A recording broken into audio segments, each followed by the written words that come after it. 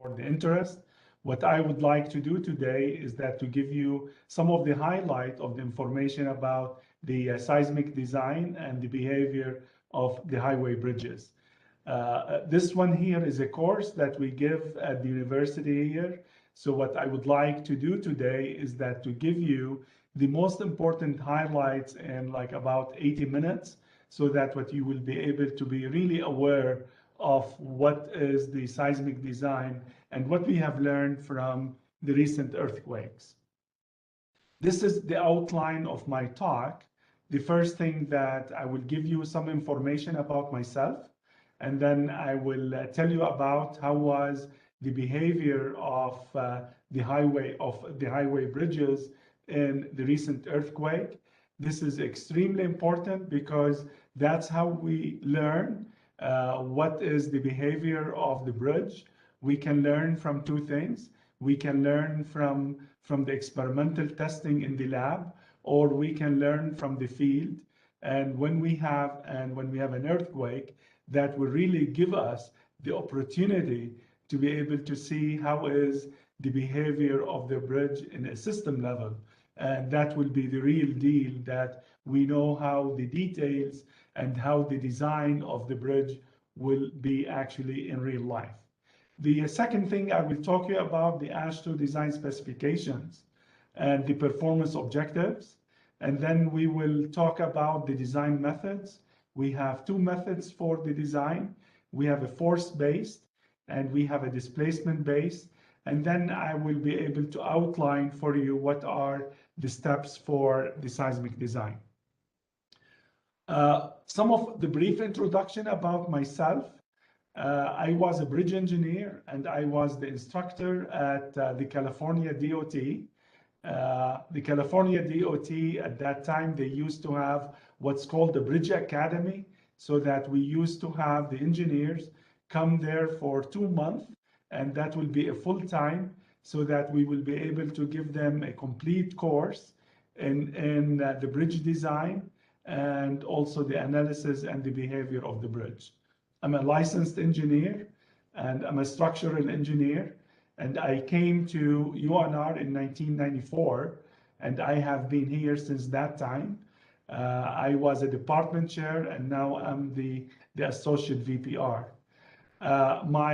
The research interest, what I have two main things, is the behavior and the design of the highway bridges, and also to be able to understand that we do a large-scale test. We have one of the biggest labs in the nation. It's a bridge engineering lab, mainly dedicated for actually bridges, the design of the lab and the loading and the actuators and the shake tables that we have. It's really dedicated for a large-scale type testing for like a bridge type.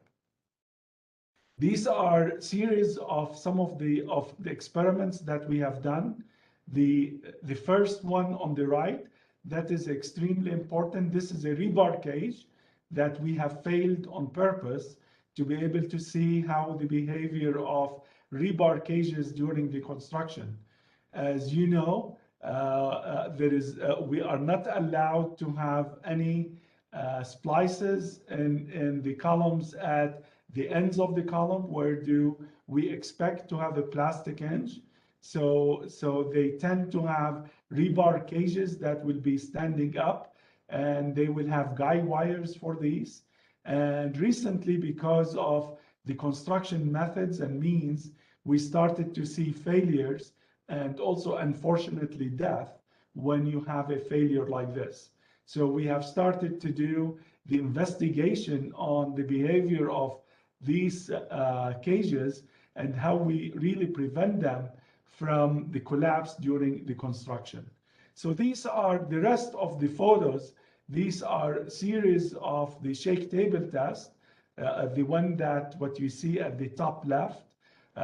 These are the 3 shake tables at UNR, and that's where we put the bridge on top, and we shake the tables to be able to understand what will be the behavior.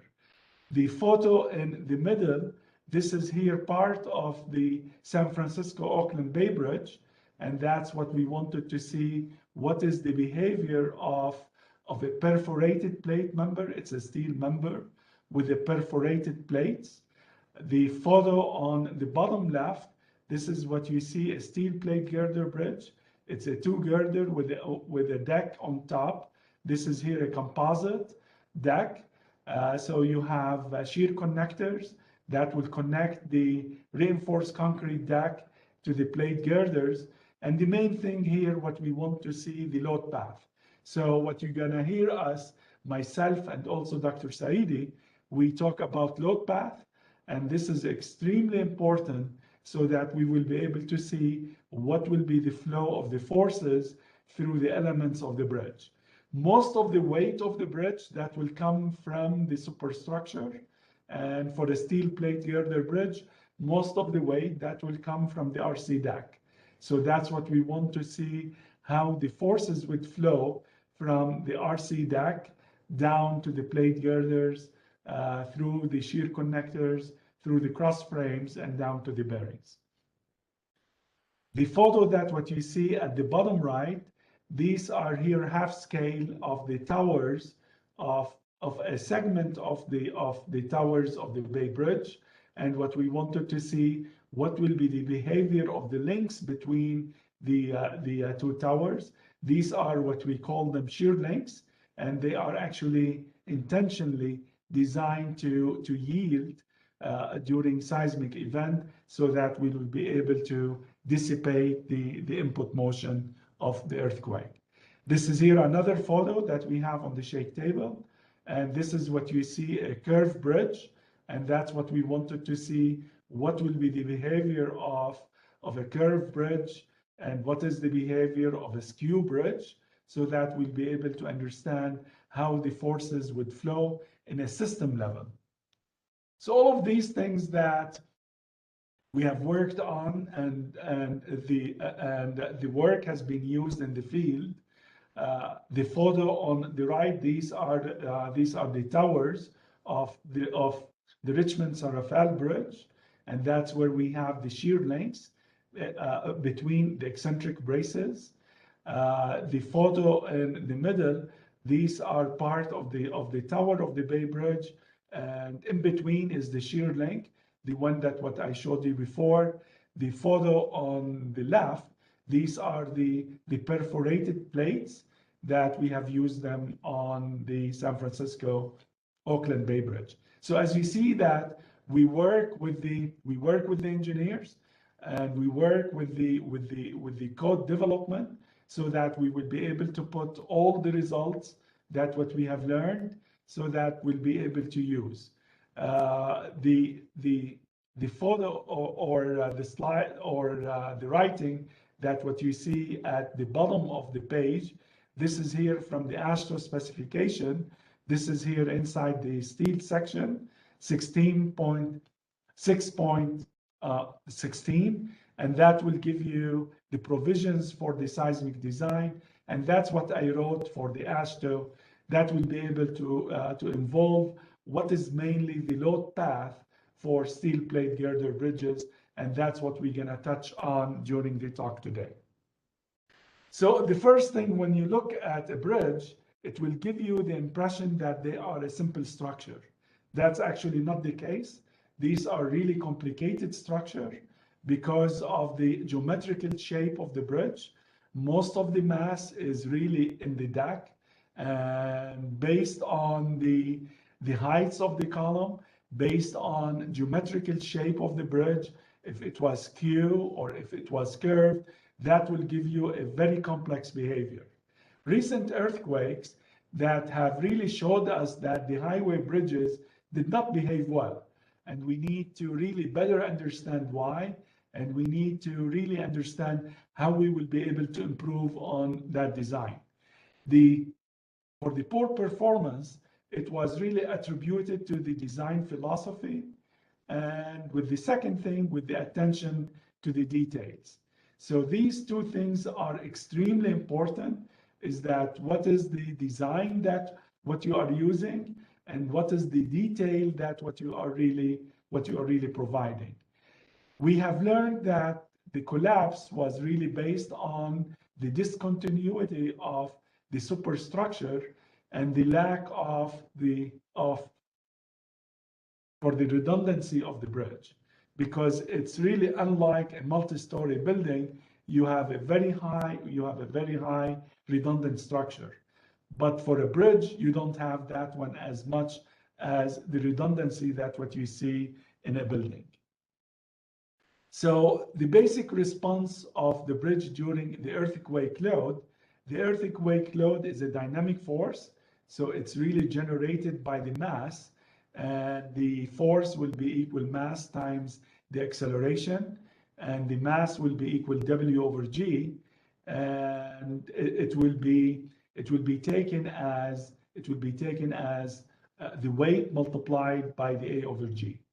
The A over G, or the A, this is here where most of the work has been done. So if you go to the AASHTO specification, this is where you see that this A will become so many factors to be able to know how to be able to see what is the seismic force on the bridge.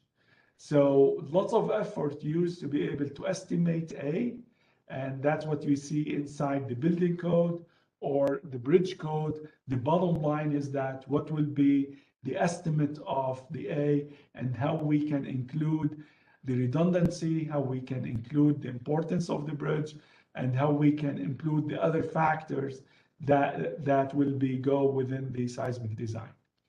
The forces will flow through the various components of the bridge, and that will be the load path. And that is extremely important, because once the forces would flow, we need to allow that, because they will cause deformations. And if we didn't detail well, that will be able to have the cause of a failure.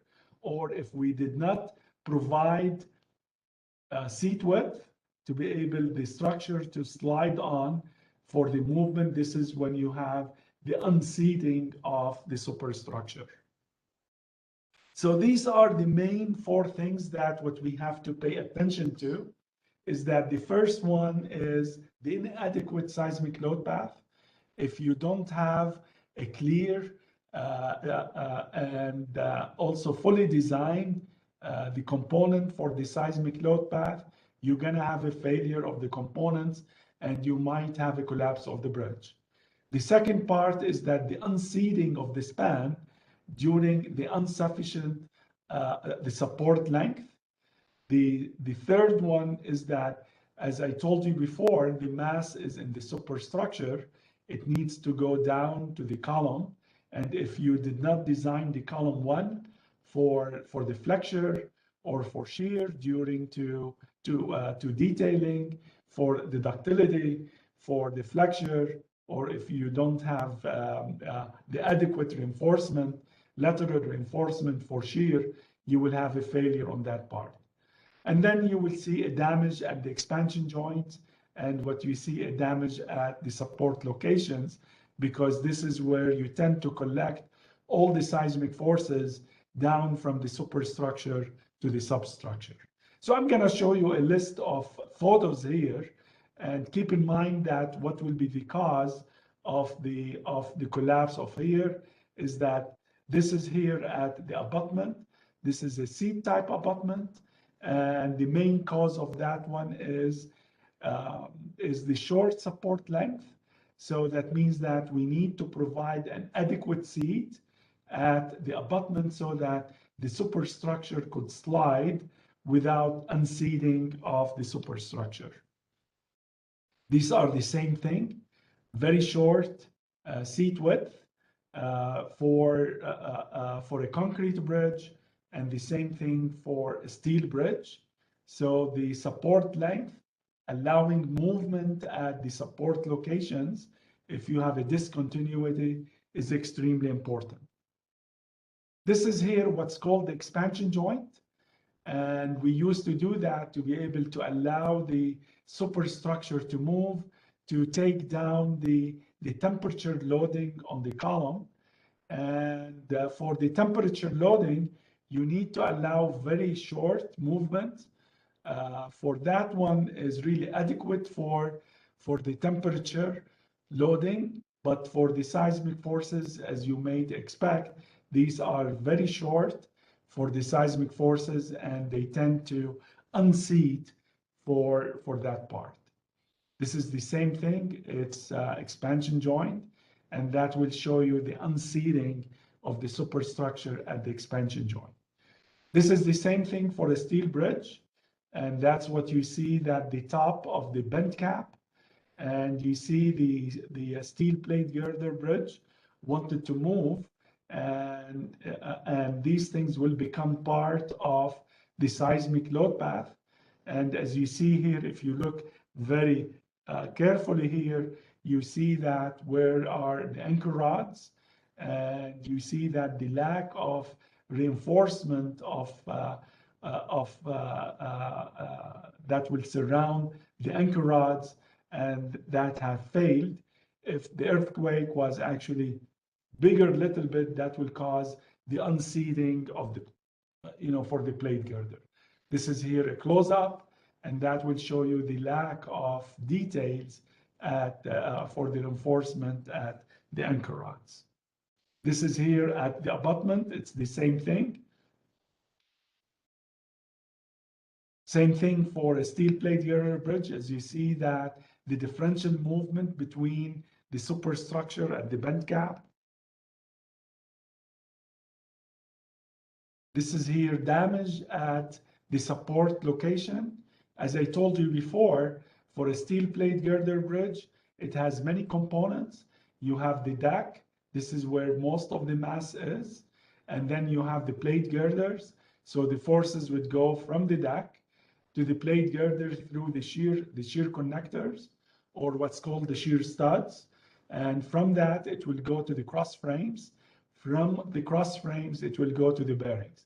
So here you will see a damage at the plate girder. This damage is caused from the forces that they are in the cross frames. So as you see that the location of the cross frames, this is a straight bridge, by the way. And for a straight bridge, most of the time, the cross frames, they are really secondary members for the gravity load. But for seismic load, the cross frames at the support locations will become primary members, as we have inside the AASHTO specifications. More details at the support locations. This is here the Old Bay Bridge. This is the eastern span. And this is here failure of the panel due to short support length. These are two structures, the one to the right and the one to the left. They have moved apart during the earthquake, and that caused the panel at this expansion to drop. So seat width, support length is extremely important when you allow movement for the bridge. This is here a column, what you are looking at, the reinforcement. This is here number 18 bars. These are the biggest bars that what you may think of. And this is here show you that the lack of the anchorage to the footing. So it will show you the slippage of the reinforcement because of the construction method at that time. You will have what's called dowel bars. These go from the footing, and then we will use a splice. We will use a lap splice from the reinforcement that will go on the footing to the column. And during the earthquake, the lap splice would actually slip, and that will cause the failure, and that will cause this type of a behavior. So the development length will be extremely important to allow the connection between the column down to the footing, and the same thing to the bent cap or the cap beam. This is a skew bridge, and as you may expect for a skew bridge, you will have torsion, and the torsion will cause shear, and these are the failure of the reinforcement due to the lack of confinement and due to the lack of the lateral steel that will resist the shear. So as you see that the geometrical part of the superstructure, if it was curved or it was skew, it will play a very important role on the detailing of the column. All of these things, this is here inside the cypress, actually viaduct, and that will show you the lack of the confinement steel, the lack of lateral steel, and the lack of joint shear reinforcement. This is here a double deck, it pancaked, and you will see that what will be the effect of a failure of the columns on that. This is here a shear failure of the double deck at a different location. These are failure at the end of the column. As you will see here, there was a channel, and they have changed the detail of the reinforcement. So what you need to expect that if there is a change in the details and there is a change in the boundary condition, you need to pay attention and make sure that the reinforcement is not only for the confinement at the end of the column, because here they have changed the location, where is the end of the column and where is the footing is. More of the lack of the confinement for the longitudinal bars, because once you have the failure of the lateral steel, you will have the buckling of the longitudinal bars, as you see from these two photos. That's a joint shear failure. That's here, it's the effect of the flare. As you may know that when we have a column, we like to flare it in the transverse direction so that we'll be able to cut on the bending moment inside the bend cap. So that's why we mainly flare the column in the transverse direction. So the flare would make, the flare will have an effect on where is the location of the plastic hinge, so that will shift the location of the plastic hinge from the top of the column to the location that where you see here. And based on that one, this is a very short column, so the shear will become very high, and with the lack of the lateral reinforcement, you will tend to see that the buckling of the longitudinal bars. This is here for a steel bridge, and that will show you the location of steel restrainers inside the longitudinal direction, and you see the buckling of the restrainers. We talked about very briefly about a steel plate girder bridge. This is here the cross frames between the plate girders.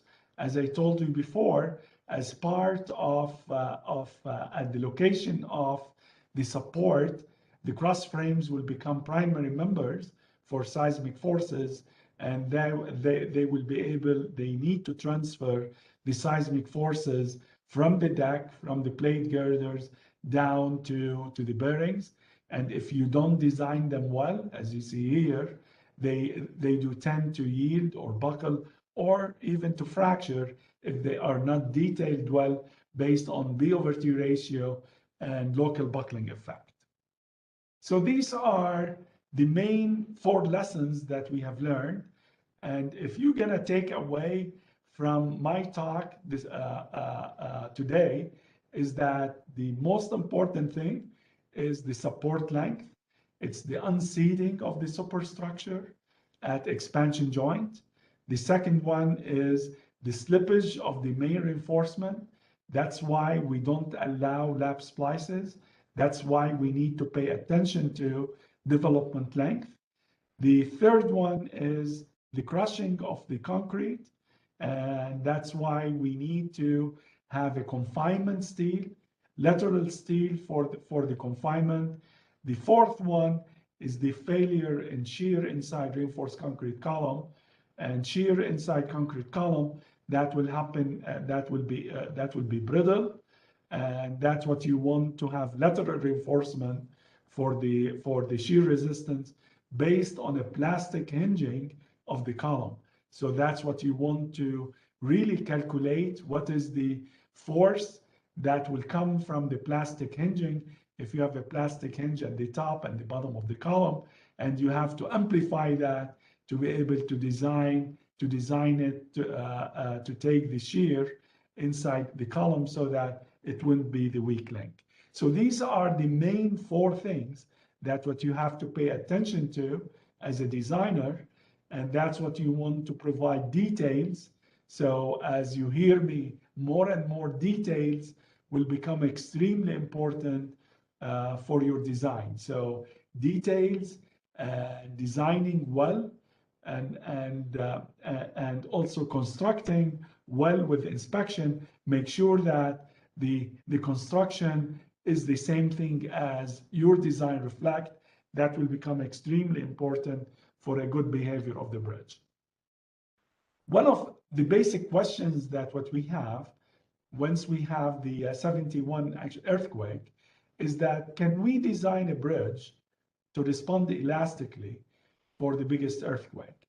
The answer is yes, but it's really not economically, because if you are dealing with a box girder with integral cap and a seat-type abutment, if you want to design it inside the elastic range, you will get into a loop that the column will become bigger each time that what you want to iterate on the design. And when the column will become bigger, the footing will become also bigger, the superstructure size will become larger, and that's what you will get into a vicious cycle, that what you will get a very large size for the column for that, and it will become really not realistic to be able to do that. So the answer is that we need to allow the reinforced concrete column to yield during the seismic event, so that to really lower the seismic forces and to limit them to the ultimate capacity, so that regardless how big is the earthquake, the maximum force will be the same, right? However, for the bigger earthquake, even though that you have the limit on the maximum force, the displacement will become larger. So please pay attention that even if you do a ductile design of a column and a ductile design of the bridge based on yielding of the column, doesn't mean that the biggest earthquake will not damage the bridge, even though that the seismic force is really limited by the capacity of the column, but for the bigger earthquake will cause bigger deformation. So detailing will become extremely important. That's why we need to really provide the adequate seat width at expansion joints and at the abutments. So that's how we learn. We learn from the damage to the bridge, and then after the damage, as I told you before, we go and we do investigate what happened, and then we reflect on what was the code at that time and what things that we need to change, and we change the code, and we either wait for the earthquake, for the next earthquake to come, or we do experimental testing inside the lab, and we will be able to see how these new details would behave, and we will change the construction. So as you see that this is here a cycle, and it will really never end until that we really perfect, quote unquote, perfect the design of and the design and the detail of the bridge. So these are the list of the timeline of the AASHTO specification.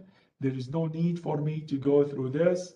So as I told you before, the seismic force, it's a weight multiplied by some factor. And pre the 73, that was 2 to 6%. And that's what we have designed most of the long span bridges based on the weight of the bridge, 2 to 6%. If you look at this factor now, we are talking about 2 times or 3 times sometimes the weight. So as you see that there is a big difference between what was the bridges designed at that time and what is the current design code would actually require. Most of the highway bridges in the US was actually designed in the 60s, and also the 70s. So as you may expect, we have many bridges that they are in use, that they are really designed to a lower seismic forces.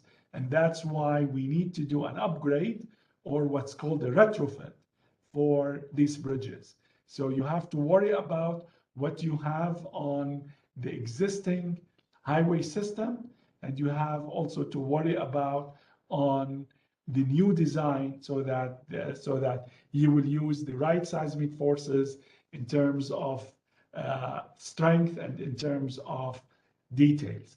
You could really map out here the changes in the code and inside the specification based on the earthquake, based on the San Fernando earthquake, based on Loma Prieta earthquake, and based on Northridge earthquake. So as you see here, the latest is the AASHTO LRFD, and that will be a force-based. And for the AASHTO guide specs, this is a displacement-based. So you have two design methods.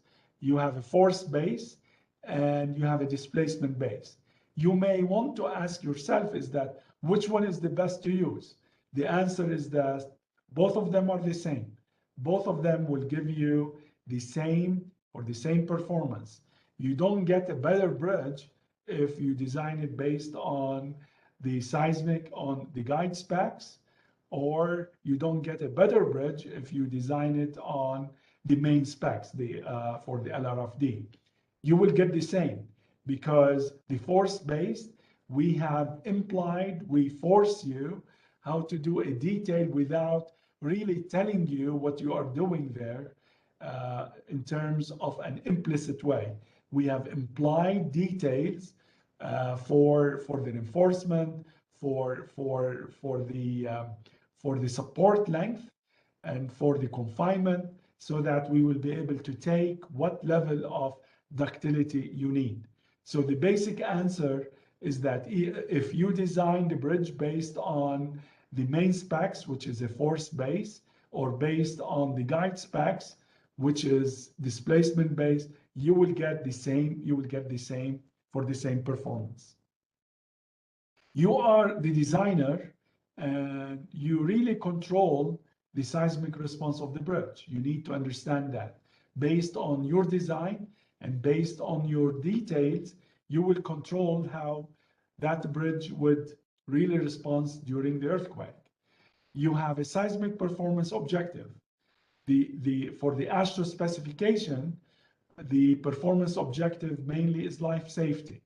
So you will expect that the bridge may be actually damaged, severely damaged, but there's no collapse. So that will be the performance objective. This is extremely important. Is that what you want from the bridge after the earthquake? We are not talking about serviceability. We are not talking about limited damage. We are talking about significant damage with the main cause is that life safety. There is no collapse. It depends on so many things to be able to achieve that. It depends on the computational models. It depends on the analysis. For the sake of time, today we are not really covering the computational models for a bridge or the analysis. We are really focusing on the design and also details. So if you look at the response of the bridge in the longitudinal direction, as you will see that at the end, if you have a C-type abutment, you need to allow the displacement at that location because you have the elastomeric bearing pads at the end of the bridge and they tend to slide and you want to allow the bridge to slide. If you don't have the ample seat width, you will unseat the bridge or you will damage the abutment. That's why for the back wall, we actually detail it so that it will fail during the longitudinal motion so that we don't damage the piles of the abutment, so that after the earthquake, we can come back and use the same abutment, fix the back wall, and take care of that detail. The second part is that you need to look at how we are connecting for the superstructure to the column itself. You have there a bent cap, and the bent cap could be of two things. Could be a dropped cap or could be an integral cap. Most of the California construction, it will be an integral cap. It will be monolithic. If you have a box girder, the bent cap will be inside the box. You tend not to see it. And the column would go frame inside the bent cap. And if you have a steel plate girder bridge, most of the time you will see a dropped cap. And what you need to have a bearing and what you need to have shear keys for that one. So details of these will be able to dictate what will be the design and the bending moment that what you see.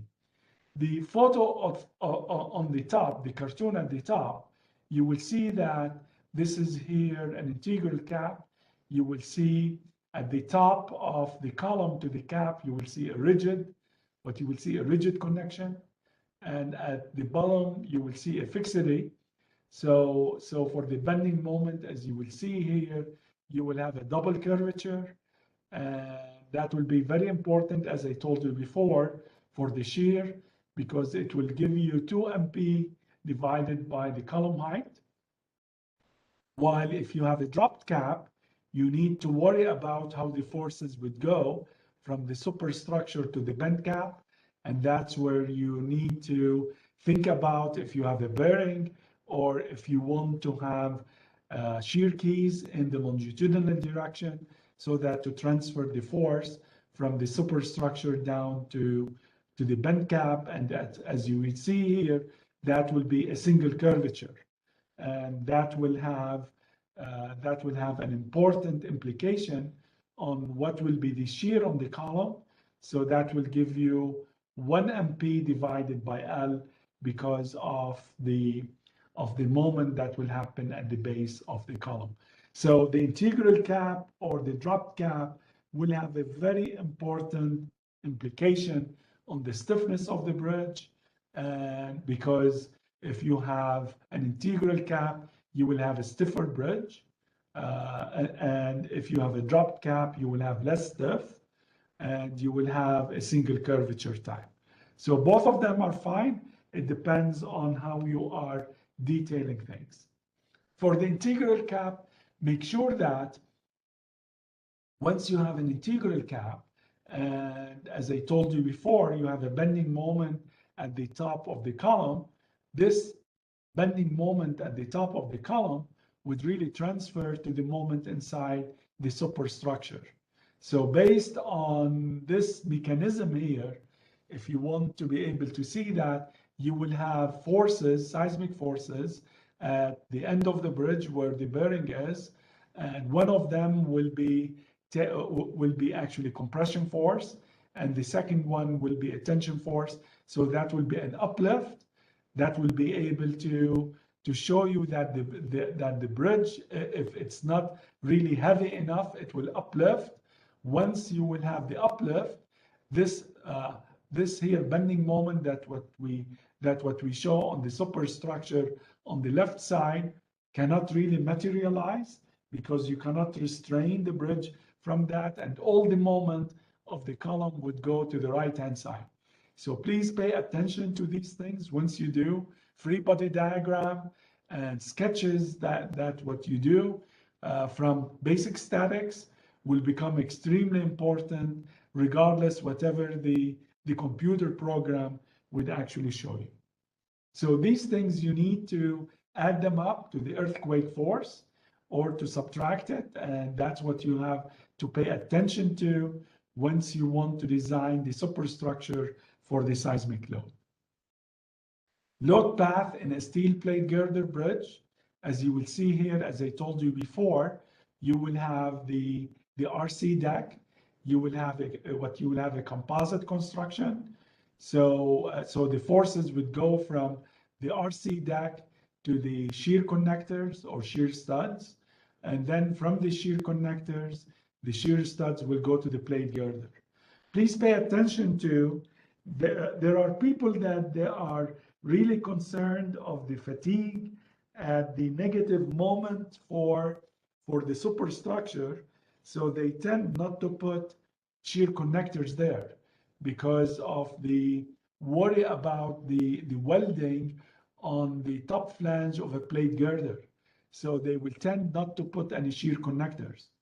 And that will really defy how the seismic forces would go to the band.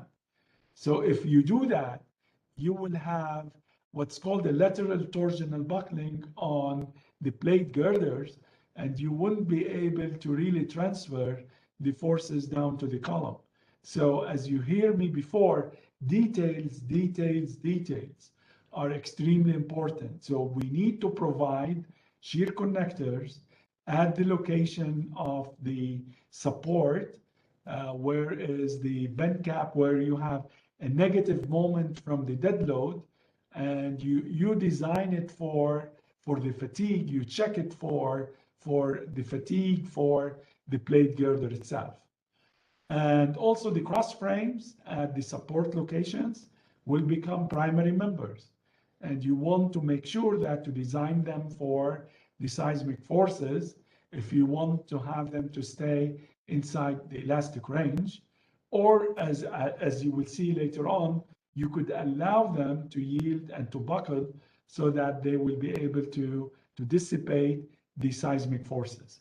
Bearings and shear keys will become extremely important. So these are basic concepts. What we want to call capacity protected. That means that you will limit the damage to the selected elements. The damage will be controlled and also limited to a ductile element. Ductile element and the reinforced concrete means that you have confinement. You don't want to have the crushing of the concrete or to delay it. You don't want to have the buckling of the longitudinal bars. For steel, you have to pay attention to B over T ratio, compactness. You have to also pay attention on KL over R. So these are extremely important to be able to have a ductile design. The damage, what you want to be able to see the damage so that you will inspect it and you want to repair it after the earthquake. All the rest, besides these ductile elements, you could actually design them to stay inside the elastic range, and that will be the capacity protected concept. Why we need to do that? Because we can limit the internal forces to the ultimate capacity of the plastic mechanism at that element. That one, regardless of the earthquake shaking. Pay attention that, as I told you before, if you have a larger earthquake, even though that the force is the same, but you will have a larger deformation. That's a very important thing.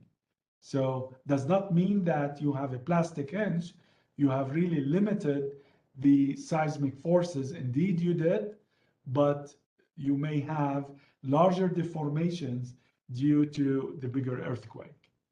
So that will give you the concept of the yielding and of the elastic response. And if you pay attention here at delta yi, and that will give you where is the force Fp, the plastic force, and where you see the elastic force at the delta P.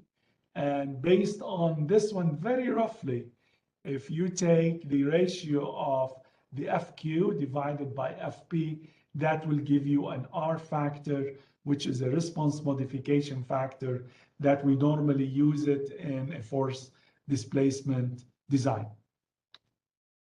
This is here where you see the seismic forces and where you see the limit on the seismic forces regardless where is the inertia force, because it will be the V sub P will be the plastic shear on the column regardless what will be the inertia force or regardless what will be the ground motion.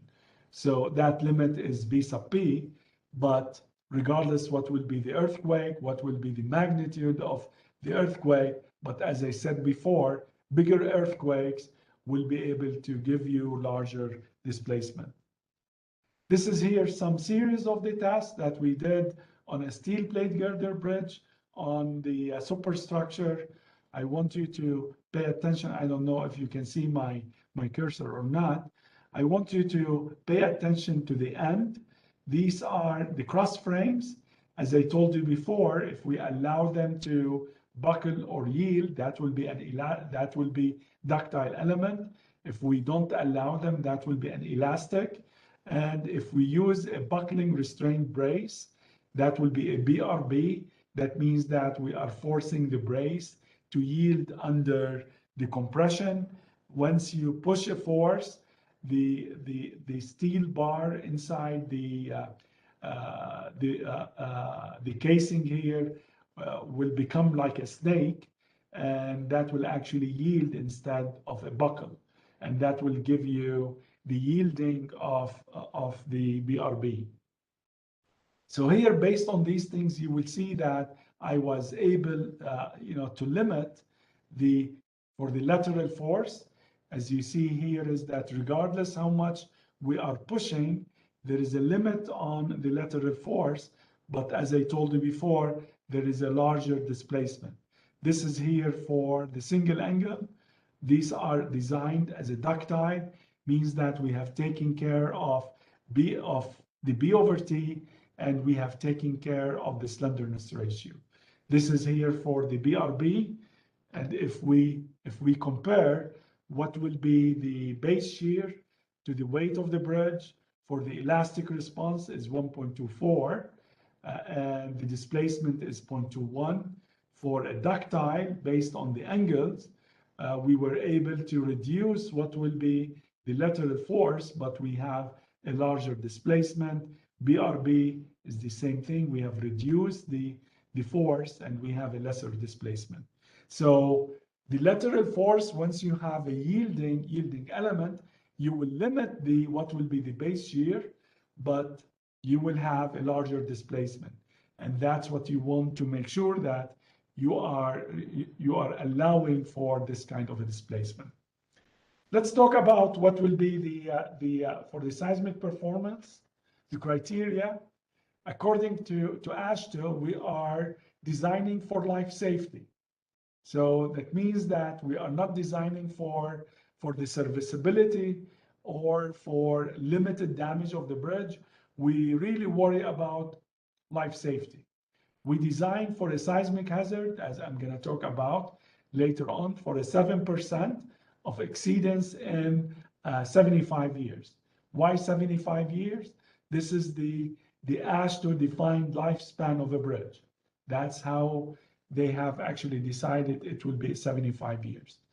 You will have a low probability of collapse. There is no zero collapse. It's a low probability. You will have a significant damage and a disruption to services. Services here, we are talking about traffic. You will have a partial, or you need to have a complete replacement of the bridge. So that's what you are doing. You are designing for life safety. Make sure that we don't have people die on the bridge or actually underneath the bridge. That's the main thing. But we don't really worry about what we need from the bridge after that. What you want to really pay attention about the earthquake resisting system, what's called the ERS, that will give you a load path. And the word is extremely important, uninterrupted load path. If you have an interrupted load path, you will have a collapse. So what you are talking about, uninterrupted load path.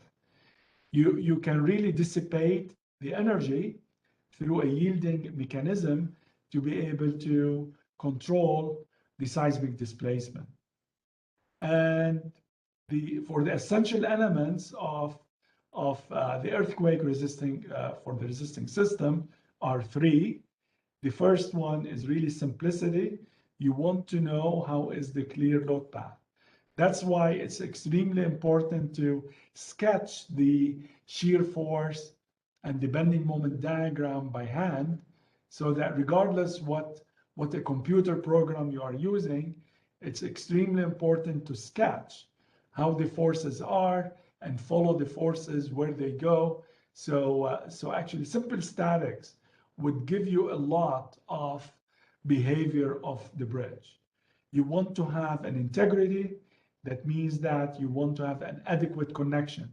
If it was integral connection, or if it was not, you need to know how the forces would flow from one element to the other one. You want to have the symmetry as much as you can. We are talking about a balance in the stiffness. The length of the columns will become extremely important. If you can have them the same length rather than to have a short actually columns at the end of the bridge, we tend to have short columns according to the profile of the ground. That will give you a change in the stiffness, change in mass, change in strength. That will give you an asymmetric, and that will be the cause of a different response of the bridge. We have three types of the design strategies. The most actually common one is type 1, which is a ductile substructure with essentially elastic superstructure. Type 2, this is mainly for a steel plate girder bridge. As I told you, that we can allow the yielding and the buckling of the cross frames, and that's what we call essentially elastic substructure with a ductile superstructure. Type 3, this is here when you have a fusing mechanism between the superstructure and the substructure, and that's what's really base isolation is. So that will give you here a response of the longitudinal direction of the bridge. That will show you where is the location of the plastic hinge. We will have, this is type 1. For the superstructure, it is in the elastic range. And for the substructure, this is where you have the plastic hinging. This is where you see the plastic hinging at the top of the column, underneath the bend cap, or at the top of the footing, or at the top of the pile shaft. And this is where you want to detail that location so that you will be able to allow the formation of a plastic hinge. This one here, it will show you a full-scale column, and it was actually cycled back and forth, and that will show you what is the location of a plastic hinge. For that one, normally it's 3D inside the ground. 3D is the diameter of the column. It will range between 2.5 to 3D, and that will be the location where you have the plastic hinge. This is a very important photo. That for this photo, what you will be able to see the effect of the confinement.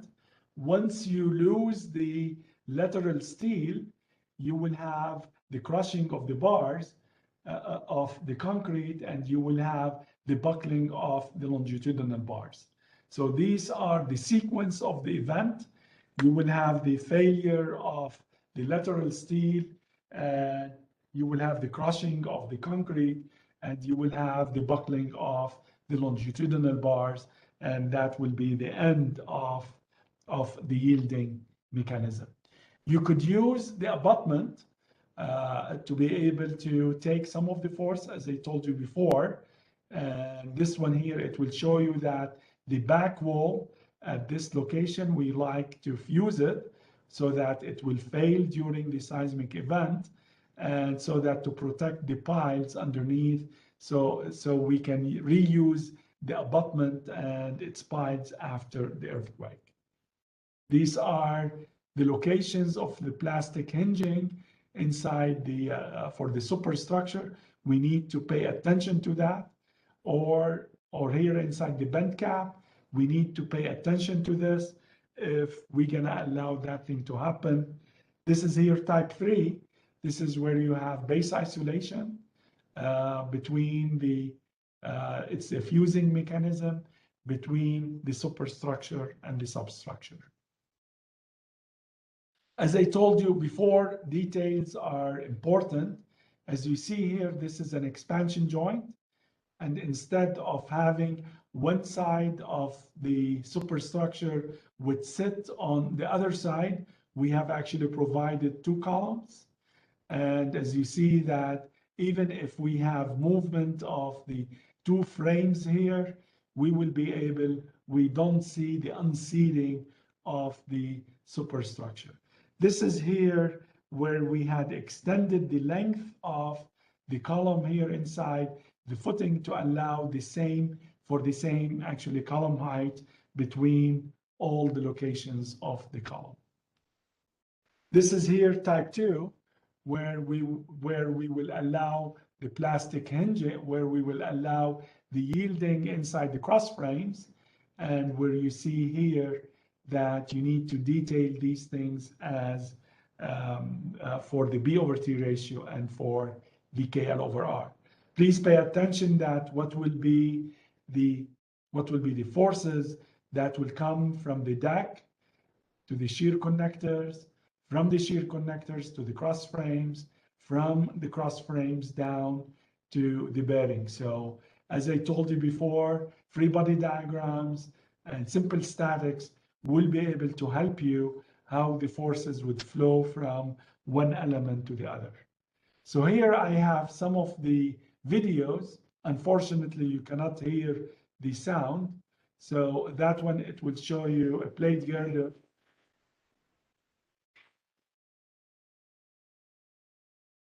So as you see here, this is here the plate girder. The forces would go from the deck, from the plate girder to the cross frames, through the bearing, down to the bend cap.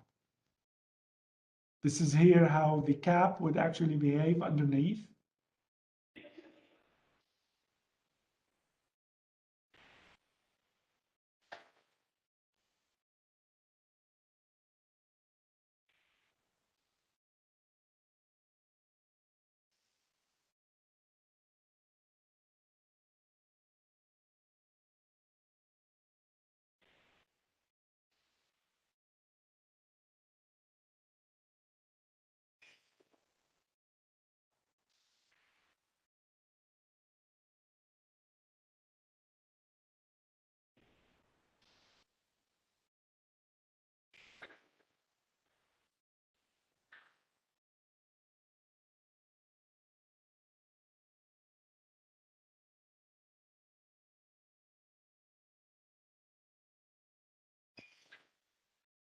So here what you are seeing is actually series of motions that will go up to 200% of the design level earthquakes.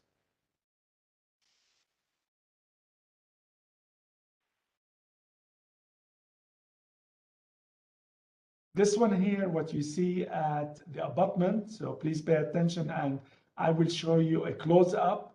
So here what you want to pay attention, what will be the motion and the displacement at the abutment and also the uplift of the plate girders.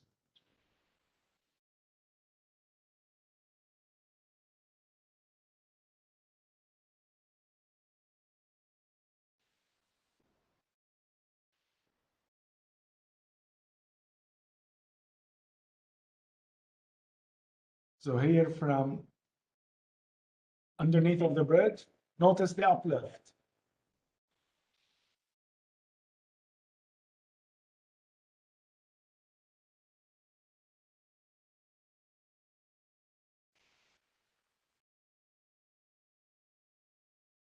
So you could see the uplift, the one that what I talked about before.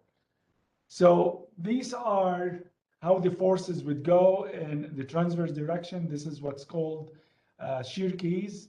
These are the transverse shear keys, and that's what you would like them to fail at a specified level so that what you will be able to really protect the piles at the abutment as I talked about it before.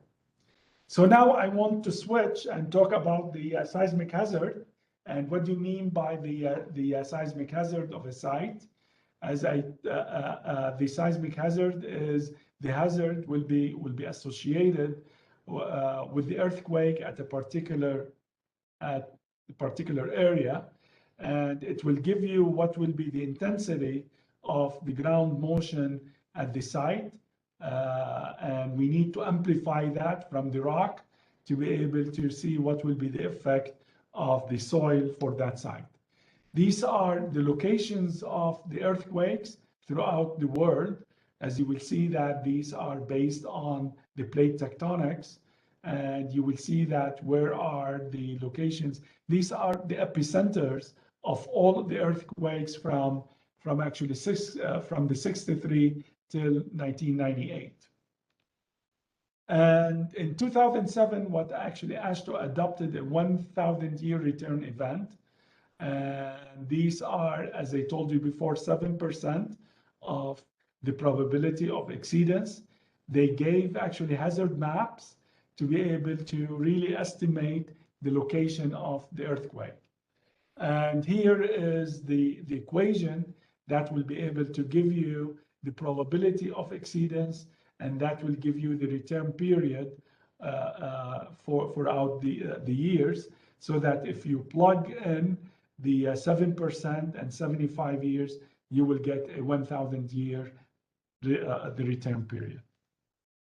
So what you have, if you go through the AASHTO specs, they will give you 4 maps, and the 4 maps, they will give you the which is called the design earthquake. They will give you the PGA, this is PA.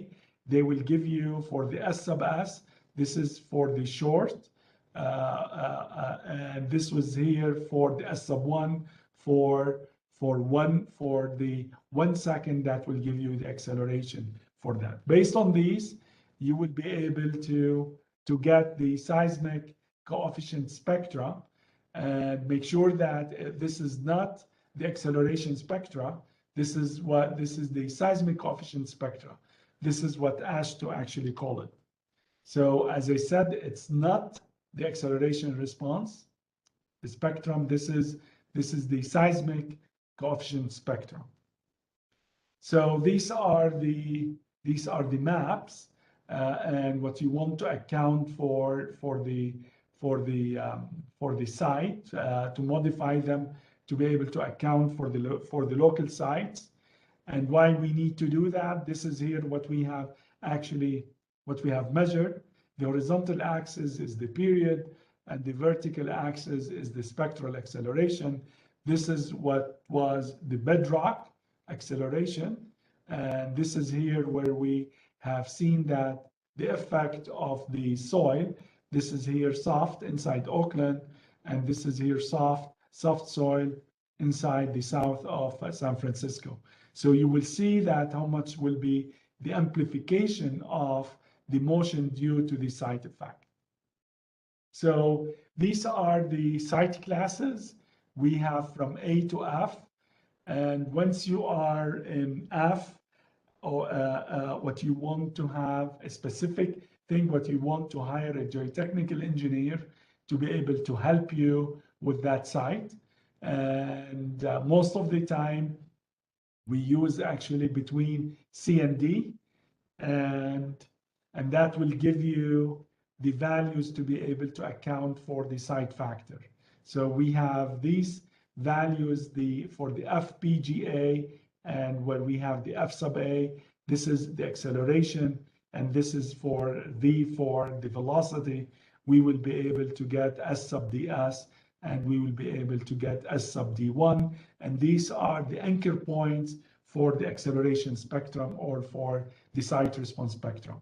So here, this is the coefficient, the spectrum for the elastic design. This is here the PGA multiplied by the FPGA. This is here the F sub A times the S sub S. This is at T sub 0, which is equal 0.2 times T sub S, where T sub S will be equal S sub D1 divided by the F sub ds. This is here the descending branch. We divide by t to the power of 1. So this is a decay motion. And if we need to continue that, there will be a different spectrum, and that will become important for the base isolation. So this one here, it will show you the spectrum here for Los Angeles. And as you will see that if you have a bridge of period 0.5 seconds, you are having very close to 1.8. So you need to take the weight of the bridge multiplied by almost 1.8. That will give you the seismic force. What is the importance of the acceleration coefficient for the S sub D1? It will give you what are the seismic zones. We have 4 seismic zones. If you are in a high seismic area, most of the time you will be in seismic zone 4. What does it mean? It will dictate on you the analysis method. It will dictate on you what will be the support length. It will also dictate on you what will be the column detail and what will be the foundation and the abutment design procedure. So as I told you before, we have 2 design methods.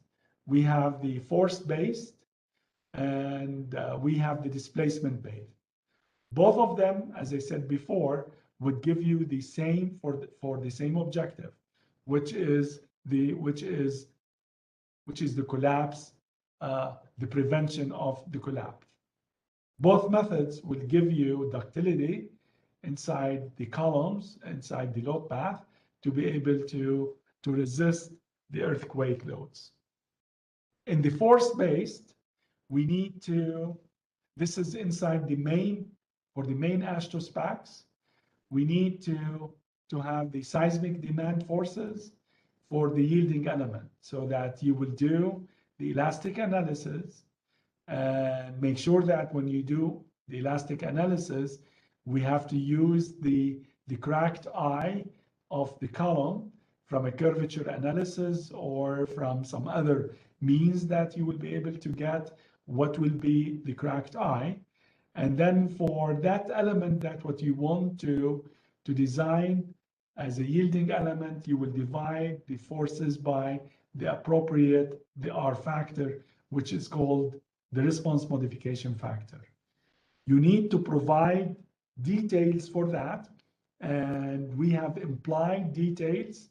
We don't tell you how you are doing that, but we tell you what will be the minimum confinement steel, the minimum reinforcement, all of these things that you will be able to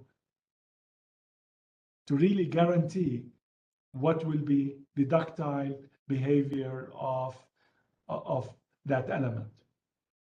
You need to provide also an adequate load path, and you need to provide displacements for the other locations of the bridge.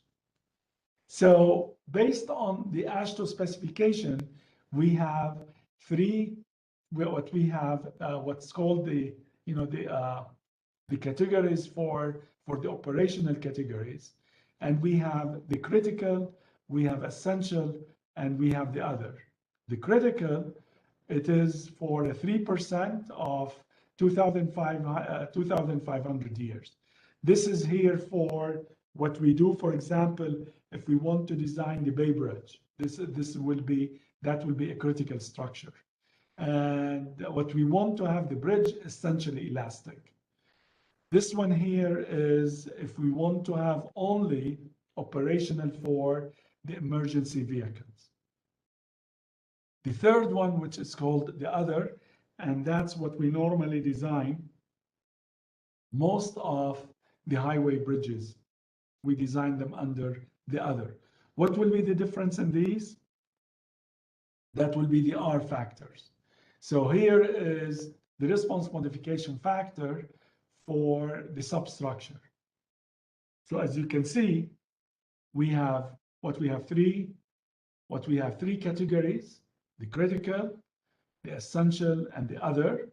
The critical, as you see here, all of these are 1.5. So if you want to really design the bridge to stay inside the elastic range, it will be 1.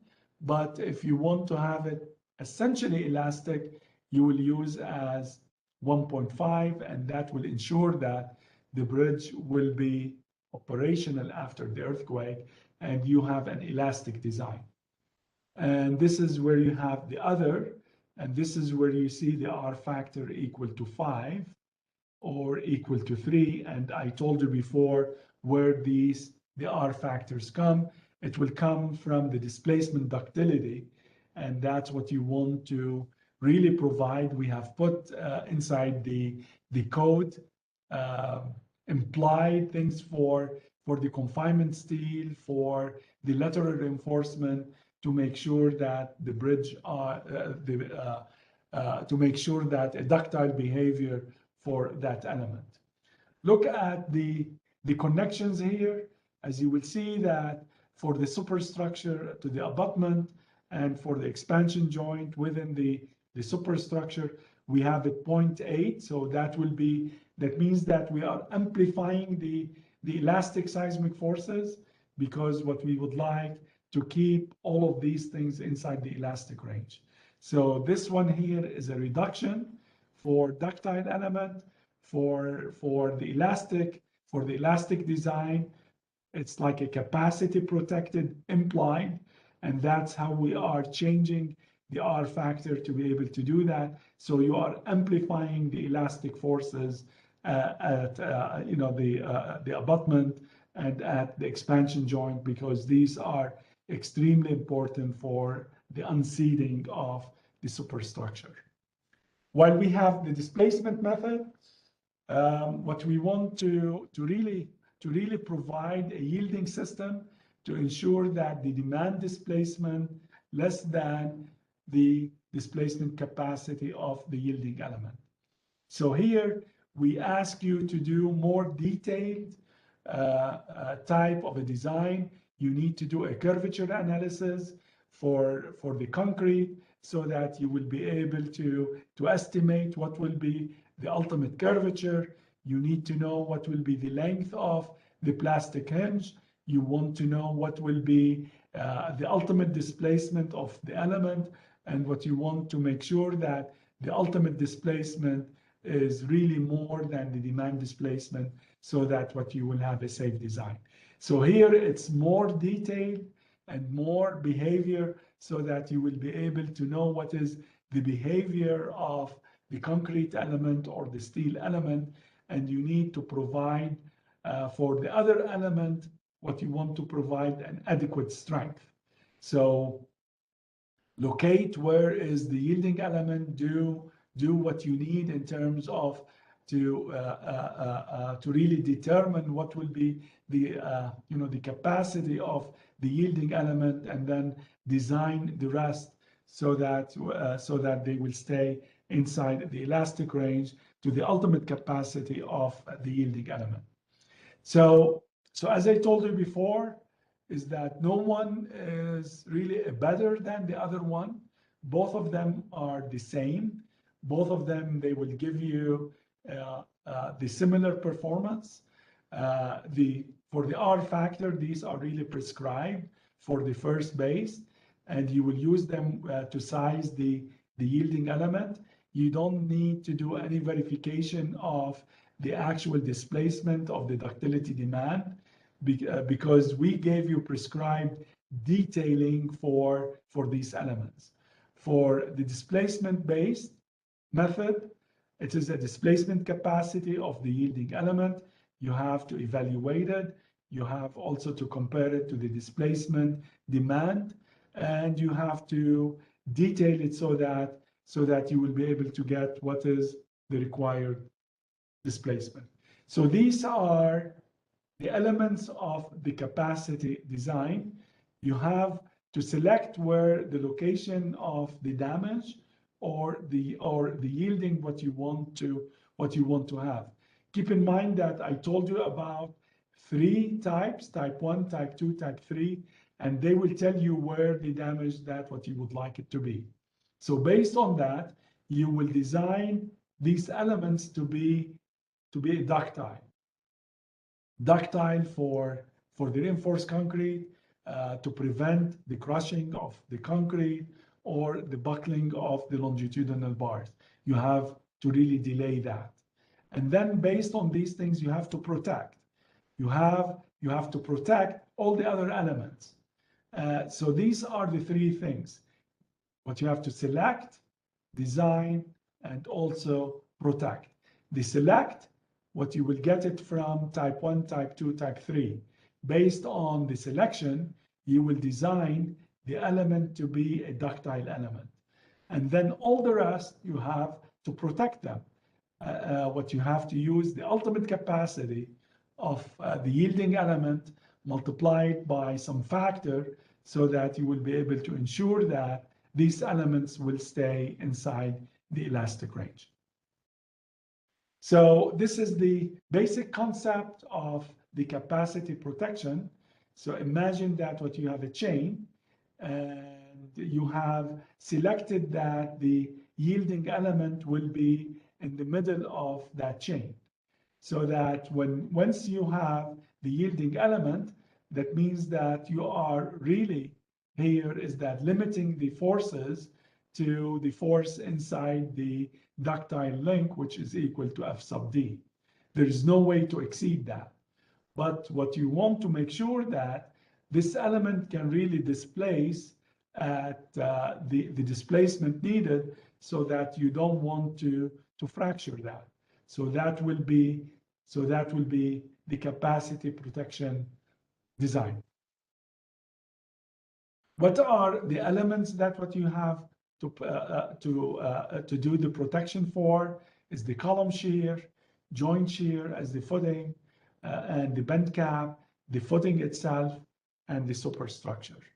So these are the steps for the seismic design. The first one is that what you want to determine what will be the seismic input, what you want to find what will be the seismic hazard, the site. For the site classification, you have to get the spectrum for that site. You have to establish what will be the seismic zone, because as I told you before, the importance of the seismic zone dictate many things. What will be the analysis method that what you have to use, dictate what will be the detailing, what will be the level of the support length, all of these. Importance of the bridge, the analysis, how you are modeling the for the foundations. You have to identify the earthquake resisting the system and what will be the design strategy, type 1, type 2, or type 3. And if you want to, what will be the yielding, what will be the deformation, and if you want to have the participation of the abutments or not. And based on these things, you will do a demand analysis. You have to do a bridge modeling to do the for the analysis method, linear, nonlinear, and so forth. And then what you have to do the design and check the earthquake resisting element. You could use a force based or you could use a displacement base. You will do a detailed ductile element for the design. You have to do a capacity protection. The shear, the bend caps, the shear inside the columns, the bend caps, the foundation and the footings, and for the superstructure connections and the bearing. So here to wrap up, we have talked about what is the design code, and we have talked about what will be the design methods. We have actually talked about is the design code is based on life safety. And we have talked about the load path, the importance of the seismic load path. We have talked about the importance of all the elements inside the seismic load path. We have talked about two design codes. One is the main code, the LRFD, seismic design, the LRFD design specification, and the guide specs. The main specs, which is the LRFD design specification, that will give you a force base. You will have an R factor there. You will have values for the R factor. You will have values for the yielding element where the R factor is more than 1. For the protected element, you have the R factor equal to 1 or actually less than 1. That will become an amplification factor. We have the guide specs for the seismic design. That will be displacement based. You need to do more detailed design and more detailed the analysis for the concrete and for the steel, the curvature analysis, and all of these to make sure that the displacement actual capacity less than the demand displacement. And we talked about what are the steps of the design. You have to select, you have to design, and you have to protect. So these are the main elements that what we have. And I will turn it over now to Bodhi to see what he wants to do. We are very close to 1 hour 22. If he wants to take a break or if he wants to allow for some questions so that we will have till 7:30 my time. Bodhi? So Dr. Idani, we don't have a lot of questions right now. So maybe at the end, they will ask questions like all the attendees. So we can take a break now for 5 minutes and then Dr. Saidi will continue, right? Okay, very good. Thank you. Yeah. Okay. Okay. Thank you. Okay, Bodhi, should I put my screen on right now? Yeah. Okay, I'm putting the share button here. Am I allowed to do that now? Oh, right. Just a second. I have to give you the privilege. Yeah. Now you can share your screen. Yeah. Okay.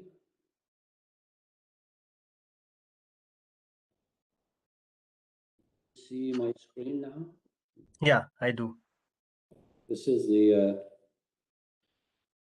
So you have to go to the slideshow mode. It's not presentation mode yet. Let me go to okay. Yes, perfect. Okay. This is full screen now. Do you see full screen? It is full screen, right?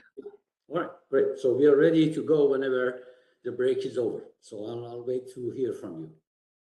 So, so we'll start at 9:30 and then continue, right? Sure, it's just up to you. If you want to take a break for a few minutes, that's fine. If you want me to just go ahead, start it, and have more time for Q&A at the end, we can do that too. So it's up to you. Yeah, let's take a couple of minutes break and then we'll start. We'll take a couple of minutes of break. That's fine. Yeah. Okay.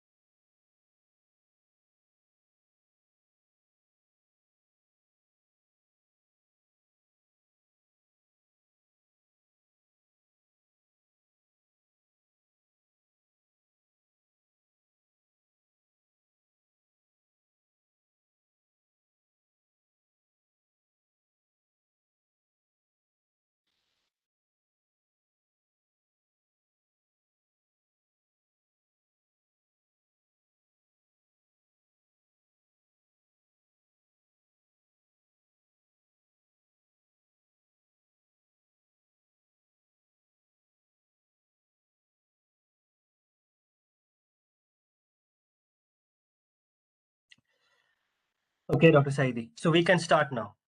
We can start. Okay. Yeah. Sounds good. All right. Greetings, everyone. It's a real pleasure to be here. This is Said Saidi, distinguished researcher at the Dr. UCLA. Saidi, we don't see your slides. Oh, you don't? Yeah. I thought you saw that before. I saw it before. Right now we don't. No, you don't. Okay, let me see why we are not seeing that. Okay, let me go back to share. Yeah. And that.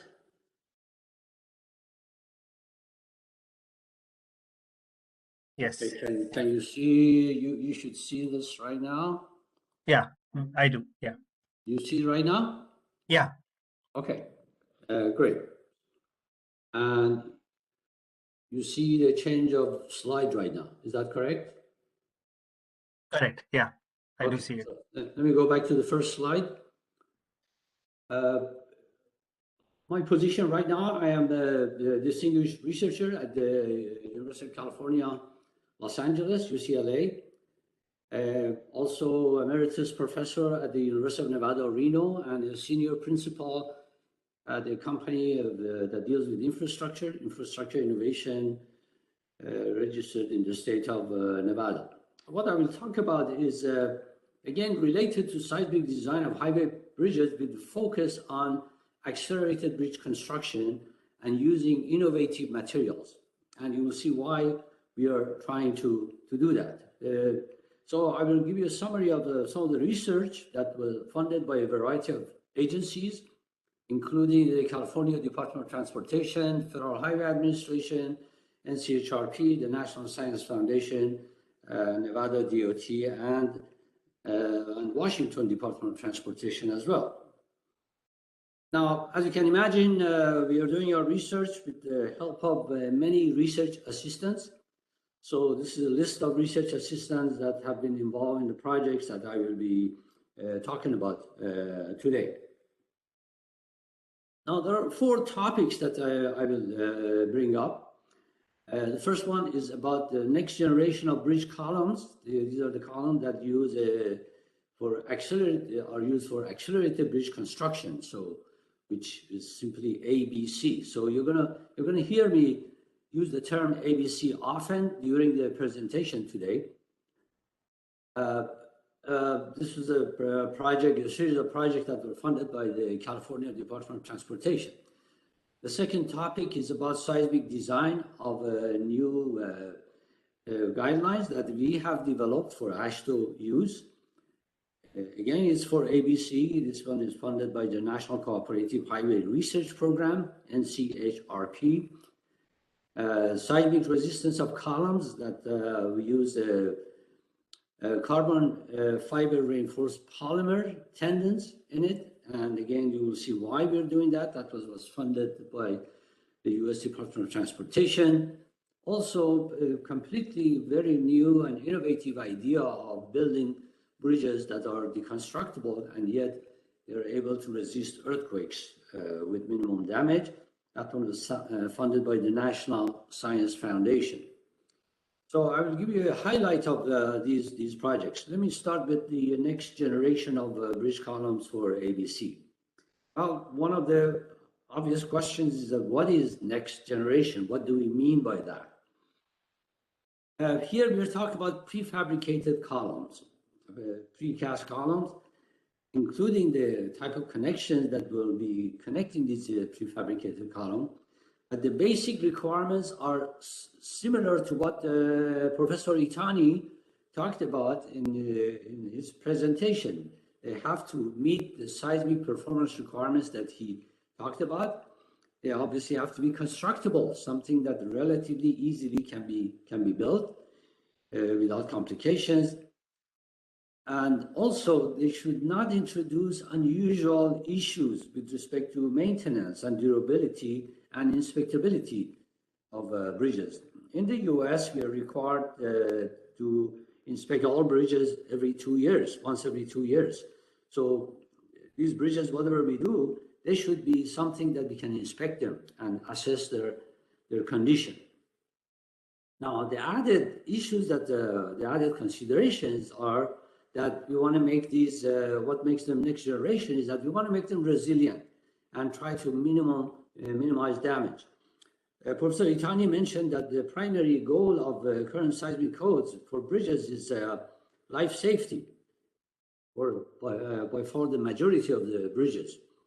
Well, we're trying to extend this to also serviceability after earthquake, even for ordinary bridges. Also, in this particular part of my presentation, I'm going to talk about ABC that have connection that conform to the ban on splices. Right now, in the current seismic codes for bridges, splices within plastic hinges are not allowed.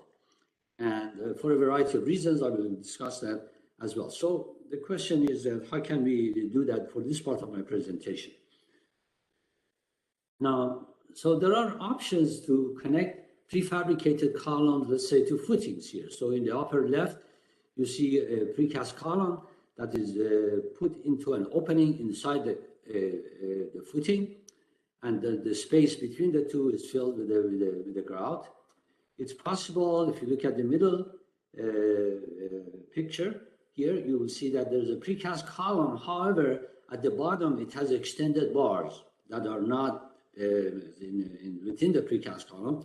So these extended bars are placed into an opening into the footing. Then the space is filled with concrete, typically. Or it's possible to have a similar column. If you look at the right side of the image, you will see that there's a precast column with extended bars. However, this time we have put these in grouted ducts. Now, specifically, what I'm going to talk about is that how we can provide connections in these grouted ducts using ultra high performance concrete, or UHPC. Now, you hear about this material on and off, probably. In the US, it's becoming a lot more popular than even 5 years ago. People are seeing its advantages that are being used in a variety of situations in bridges. What makes these ultra high performance material is the special steel fibers that are used, that you see on the left side in the concrete. And if you build a cylinder and cut this cylinder, you're going to see that in the cross section spread throughout the element. And the rest of the ultra high performance concrete is a special grout, and again, they're engineered materials that we are using. What makes this one ultra high performance is that it has a very high compressive strength and tensile ductility. You look at the stress strain diagram under compression on the left side, you see that here you notice that the compressive strength is about 200 megapascal, okay? 200 megapascal compared to, for a good concrete of, we can get about 35, 40 megapascal. So this one is much stronger than ordinary concrete, as you can see. Also, once it begins to fail, you notice that it maintains some level of capacity. In other words, if you look at the purple curve, you notice that after the curve goes down, after it's dropped, we have still about 60 megapascal capacity until we go to relatively large strengths. So this is under compression. Under tension, if you look at the lower figure, you notice that we, at some point, we begin to have a cracking in this, and the capacity is stable, but then we are able to maintain that capacity for relatively higher strengths. In ordinary concrete, as soon as we have a cracking, we have failure. However, the fibers hold the UHPC and allow us to have some level of ductility. Now, this particular project that I'm going to talk about is using this UHPC to anchor precast columns into a footing using grouted ducts where the ducts are filled with UHPC. This particular part of the study had two segments. One was a study of bond strength itself, and the other one is implementing it in some large-scale columns that tested under cyclic loading that simulate earthquakes. So let's talk about the UHPC testing. Here you notice that we had 14 specimens that were tested. We changed, we had a variety of the parameters here that we played with, including the embedment length, the bar size. We use 25 millimeter bars as well as 36 millimeter bars. Also, we played with the duct size, using 75, 100, or 125 millimeter, different ducts. Also, in a few specimens, we bundle the bars. In some cases, we need to do that in bridge columns. So the question is, if you have bundled bars and you're inserting it in a duct, how's that going to work? Also, we put two ducts in a connection adjacent to each other. See how that works. So the pictures that you see at the bottom, you see the placement of your UHPC. These are again the grouted duct specimens. So you see a single duct in the middle picture here. This is before we placed the UHPC, and the completed specimen, a sample of it is shown on the right side. So we tested these under tension. As you can imagine, in some cases we had the bar pull out, but in some cases we had the entire duct pulling out of the specimen. So you notice that here there are a couple of samples. One has number 8 bars, the other one is number 11 bars, and you notice the entire duct was pulled out. So there are two modes of failure that you could have. One is the bar pulling out from the duct. The other one is the duct itself might pull out. So based on these data, well, first of all, we found that the bond strength of UHPC is about 8 times the bond strength of concrete. So really excellent bond because of the presence of the fiber and special engineered material that we have used in UHPC. So based on this, we developed two equations. One is talks about the pull-out of the bar from UHPC, and the other one is the entire duct pulling out. So obviously, the anchorage length that we want to provide will go based on the most critical of the two. So we also made comparison of these with the ACI 318 and the Astro LRFT regular grout the duct field, and we find that we can reduce the anchorage length by about 50% because of the high strength of the UHPC in bond. Then we evaluated this in a large-scale column.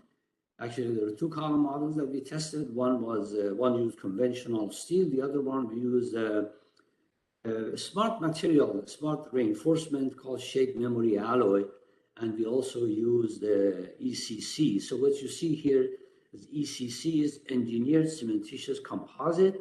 We use that in the plastic hinge to minimize damage. But the connection here was through the anchorage of the bars into the ducts that were filled with UHPC.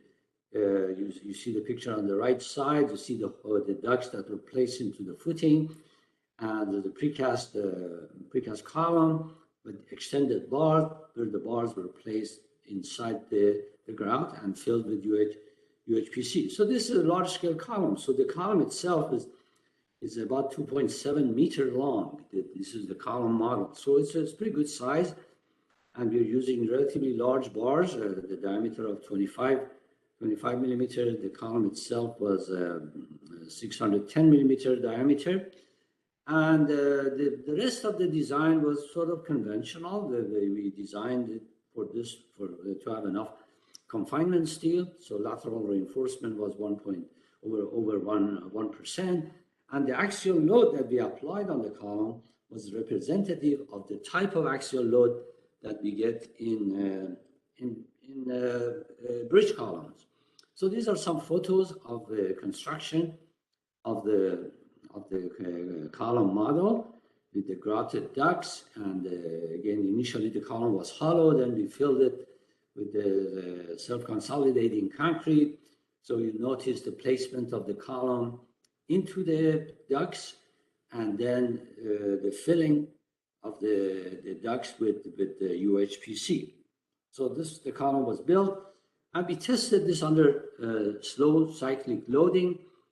So what you're looking at here is the lateral force versus the drift ratio of the column. Let's concentrate on the one on the left side. On the left side, we had the result for a conventional reinforced concrete column. That one is shown in red. So that's CIP, that's cast in place column. The black one, the black curve on the left side, represents a precast column. Again, conventional material, but precast column, the difference being that the connection was through the grouted ducts. So you notice that we were able to accomplish the strength and pretty much the ductility that we had measured in the cast in place column. The graph on the right side here shows the result for the shape memory alloy. I don't have time to get into much details of that. The idea of shape memory alloy is super elastic, so that what it does, it prevents permanent displacement of the column. So if you look at the right side, the red ones again represent the CIP column or a conventional column. The black curve shows a column that used UHPC for the connection to the footing in the grouted ducts. But in the plastic hinge, we use that shape memory alloy, super elastic material, and ECC. And you notice the black curve, the return curve always goes through the origin or near the origin. That means it has very low residual displacement, even though it undergoes large displacement. Nonetheless, you see that the capacity was accomplished the same way that we had for the conventional column. One of the things that is important in the displacement-based design is the pushover curve or the lateral force displacement relationship. So if you compare these, there are three curves here that you see. One is the CIP, that's a conventional reinforced concrete. Nothing new, no precast, nothing. And so that's a red curve. Now, if I look at the one that had conventional material, but it was precast column, but connected to the footing with UHPC in grouted duct, the curve for that one is gray. So you notice practically we had the same kind of behavior in the gray curve and the red curve, the orange curve that you see here. The one that used the shape memory alloy, again, comparable, but we ended up with a lower stiffness. This is because of the lower stiffness of the material that was used, the reinforcing material that was used. The shape memory alloy was made out of nickel titanium that has lower stiffness than steel. Also, the strain hardening characteristics of the material is a little different. That's why you see the dark black curve has a larger strain hardening characteristic. In terms of the observed damage, this is under 5% drift ratio. This would be the maximum credible earthquake that would occur on a bridge typically. And on the left side, you see the column where we use grouted ducts and UHPC in the grouted ducts. If you compare the left side and the one on the right, which was cast in place column, you notice that the damage was quite comparable. In other words, using a precast column with grouted ducts using UHPC provided the same performance, more or less, as cast in place concrete. Now, the one in the middle shows where we use the shape memory alloy and ECC. You notice there is a damage, the damage is lower, there's a concentrated crack, but this is again recentering column. I don't have time to get much into details of that today, but the point of this presentation is what did UHPC fill grotted ducts do for us, and we found that the performance was comparable to what we saw for cast-in-place concrete. Let me get into topic two. In topic two, I'm going to talk about the proposed seismic design guidelines for ABC connections. This was a document that we prepared based on research and studies that we did under the NCHRP, that's National Cooperative Highway Research Program. In this project, we worked with some practicing engineers who did some design examples, as well as they helped with the development of the design guidelines. Now, the report was published less than 2 years ago, so it is available online. It can be downloaded for free.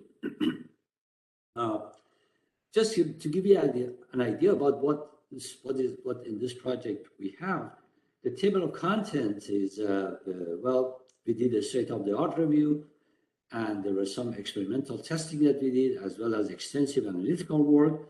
And then we put everything together and came up with specifications and design examples. And then, of course, there's summary and conclusion. Now, there are a bunch of appendices in this report. We talked about, we did a survey of the state departments of transportation.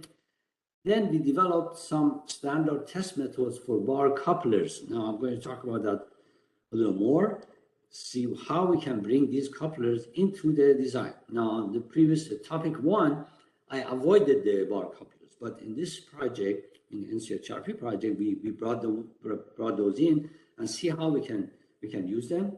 Then we have the specifications, of course, that we developed, and there are 5 design examples that are included in our work. Now, the big picture, the overall objectives of NCHRP for 105 is the project that led to this proposed specification, was displacement-based design method for construction and the design of ABC column connections for moderate and high seismic regions. So this was lacking in the designers, even though they want to use ABC, but in high seismic zones and moderate seismic zone, they did not have any guidelines to incorporate this. So that's the purpose of this project, to address that. Now, the type of connections that we included in this project include mechanical bar couplers, the grotted ducts, also pocket and socket type of connections. As I mentioned before, we did experimental work, some testing, as well as analytical work before we developed the guidelines.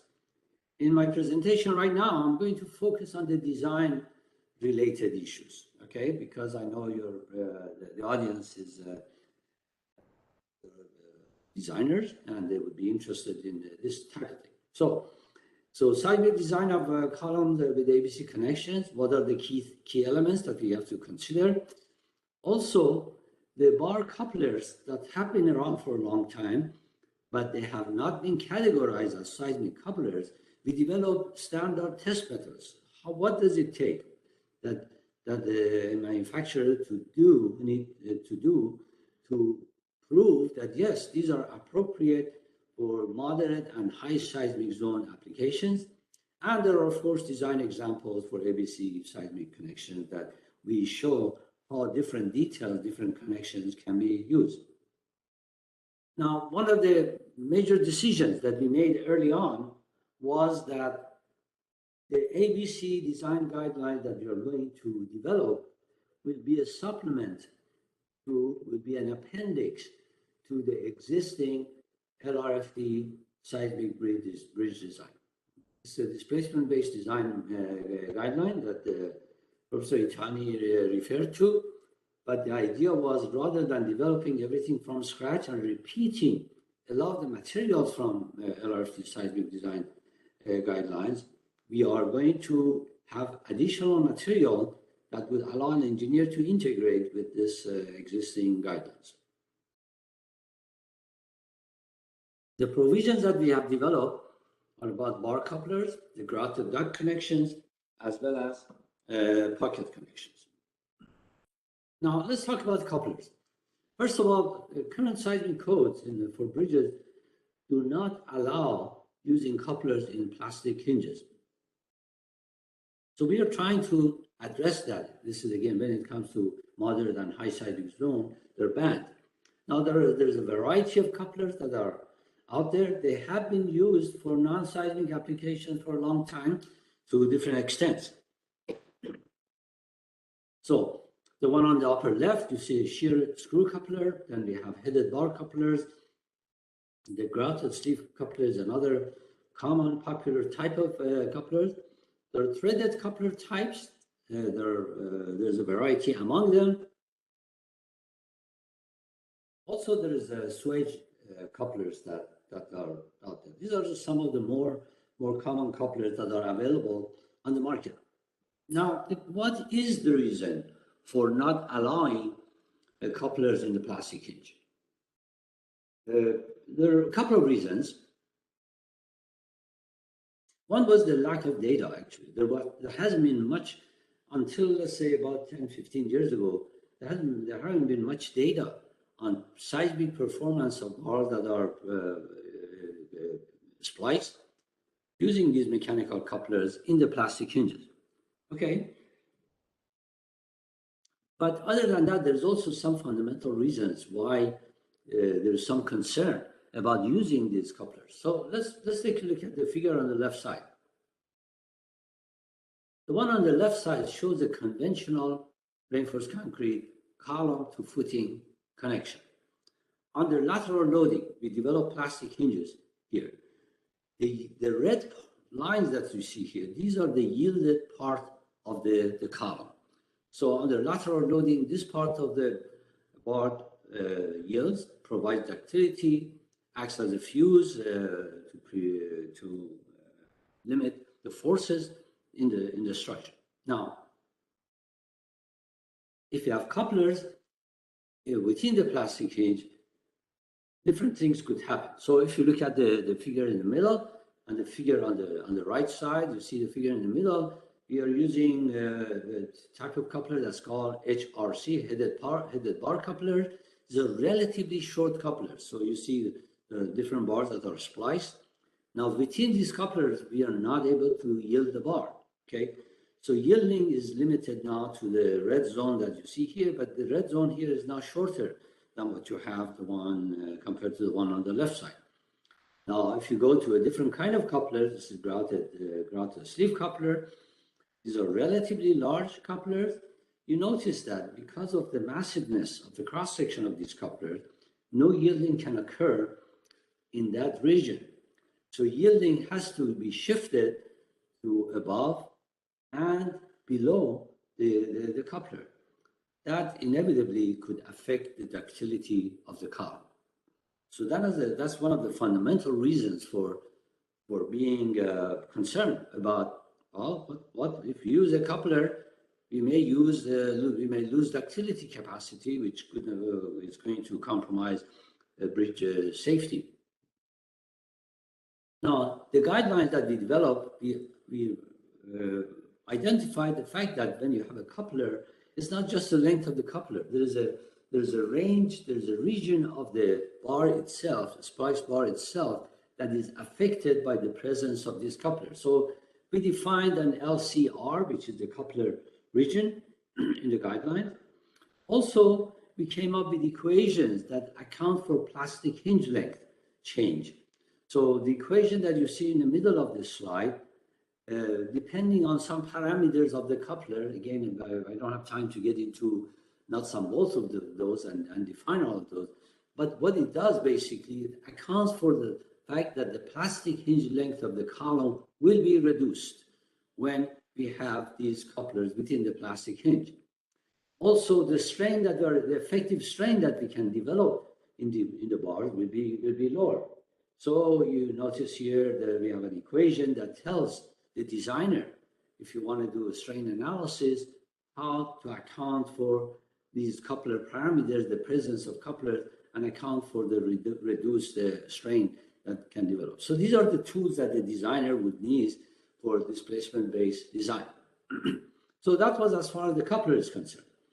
As far as the pocket or socket connections, the guidelines, we talked about, yeah, you can have an opening in the footing or in the cap beam or both, and insert the precast column.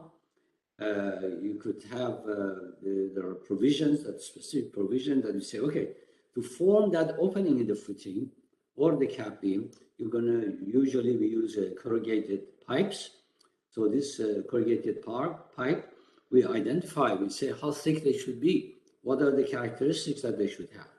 We also identify the gap that you have between the precast column and the pocket itself. So you notice that in the picture at the bottom, and also how much embedment length do we need? How much embedment length of the column inside the opening do we need? So there are specific equations that we have developed.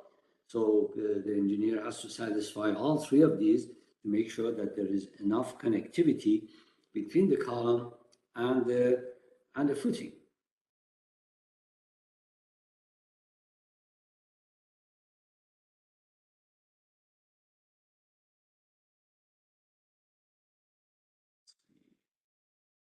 For some reason we can't go to the next slide. Why? Okay, did go. Sure that.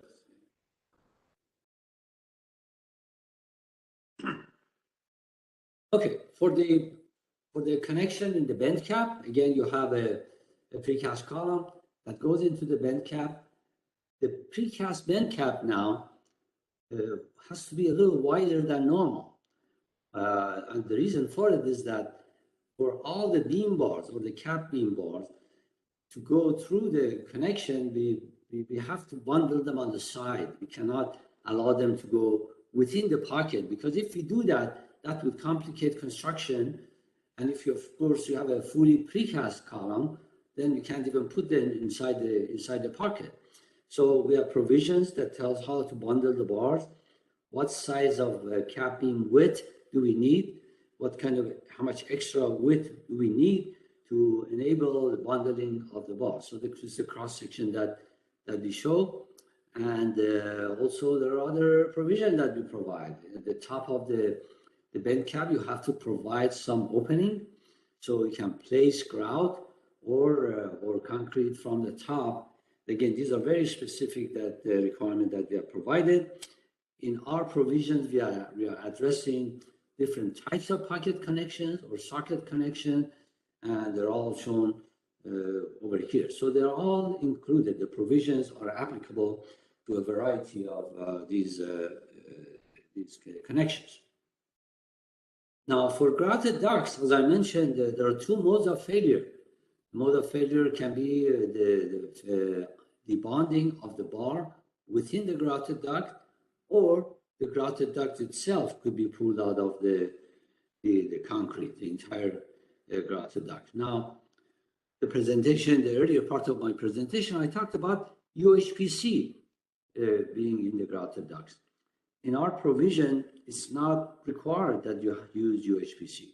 You can use a regular grout, high strength grout, but regular, not high performance concrete with the fibers, which are relatively expensive.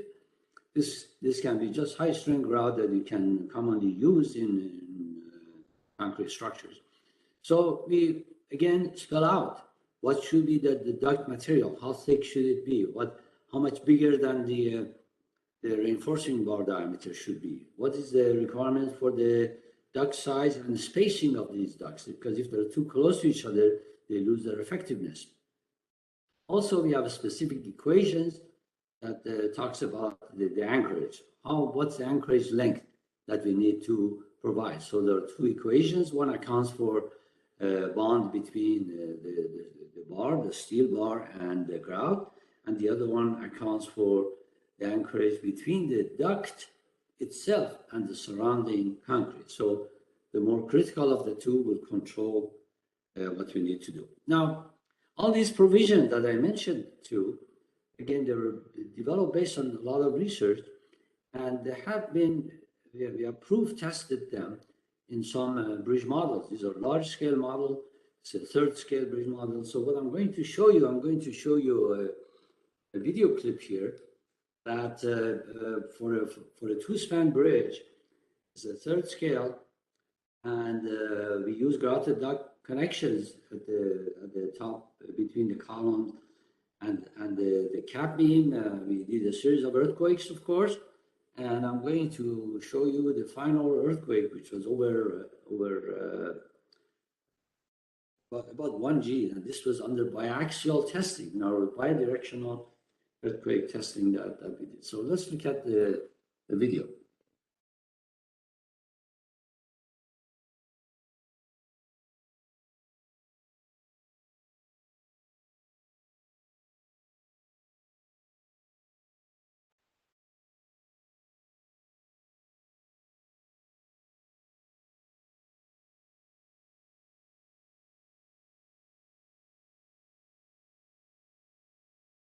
So you notice that the bridge maintained its integrity, that connection, even though we had large deformations, a lot of motion. You notice that the abutment, how much displacement we have. So these are very large displacement, yet the connection was able to maintain the integrity of the bridge. So let's take a closer look. Oh, I guess this is being repeated now. All right. This is just a repeat of what you saw. Let me go to the next slide. Let's take a close-up, take a look at the close-up of the connection of the same bridge. So here you have the column, there are two columns with the capping connection using grouted ducts. Notice we had excellent performance, no damage within the connection itself. That's what happened. Now we also tested grouted ducts in for some reason it doesn't go forward. All right, let me go to the next bridge. This was a steel girder bridge. The other one was a concrete girder bridge. This is a steel girder bridge. This is more than 200% of the design. This particular one is actually 225% of the design. So here again we have grouted duct connection. I'm looking underneath the bridge. Okay, again this is a different bridge. It's a different bridge with steel girders. If you look carefully, you see the steel girders in the upper part of the image. Going longitudinally. Now you have two columns. If you look at the columns closely, the upper part, because we have already applied several earthquakes on this model, we have developed a plastic hinge. Okay, but there is no damage in the connection itself. In this particular bridge model, we also had the pocket connections at the base. There are two-way hinges at the base, but we use pocket connection. So let's see how this one did.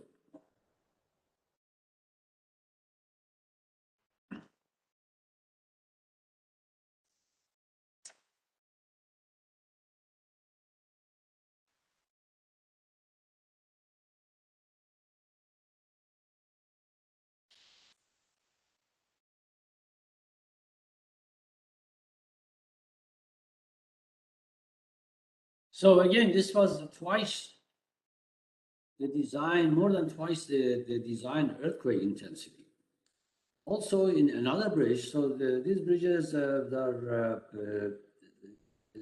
again they're one-third scale two-span bridges, so they're as real as it gets.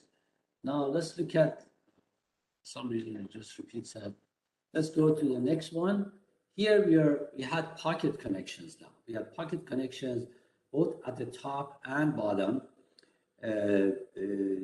Same dimensions of the bridge, third scale, and again at 200% of the design level, and this is the performance.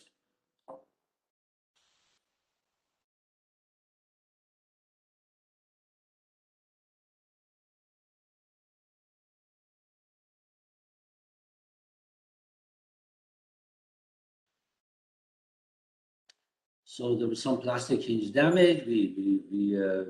Part of the concrete, of course, fell from the plastic hinges, and You saw that in the video, but again, no connection damage. There was no concern about the structural safety here.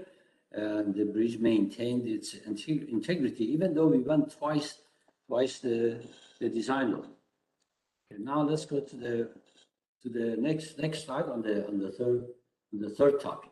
This is about seismic evaluation of the precast column that used UHPC in the plastic hinge. So in the previous one that I talked about, we used conventional concrete, but this one we use UHPC in the plastic hinge, as well as CFRP. Now, the idea here is to evaluate this and also see if we can reduce the plastic hinge damage, so the bridge can be left in service after the major earthquake. So this is a departure from philosophy, the design philosophy that Professor Itani mentioned, where damage is accepted. Also, a lot of times in bridges, especially in near fault region, the issue we have is that the columns, the bridge has permanent displacement, lateral displacement, to the point that the bridge feels unsafe and you would have to shut it down to traffic. So here we use some post-tensioning using carbon fiber reinforced polymer tendons to recenter the column. So these two innovative ideas were incorporated in this project. So if you look at the column, there's a precast column and the cantilever column that we tested. In the plastic hinge region, we use UHPC. Also, we use pocket connection. So you see we left an opening into the footing, and then also we post-tension this column using CFRP tendons. Again, so there are the two new materials that we have in this column. The UHPC is to control damage, plastic hinge damage, to minimize, reduce. And the purpose of using CFRP tendons is to recenter, bring the column back to its original length. So as you can expect, we tested this column under near fault earthquake. Near fault earthquakes tend to cause major permanent displacement in conventional construction. So we wanted to see how effective these two technologies that we are bringing in are in eliminating or reducing permanent displacement. So these are the tendons. These are the CFRP tendons. Chances are you're familiar with regular steel tendons, but you're using CFRP tendons. They have very, very high tensile strength, and if you look at load elongation response, they're not that different than steel. They're a little softer, but of course they're not ductile. Once you get the failure point, they fracture. What is important about this is that we use them as in an unbonded setting so that they're effective. And because of the fact that they are made from carbon fiber reinforced polymer, they are non-corrosive.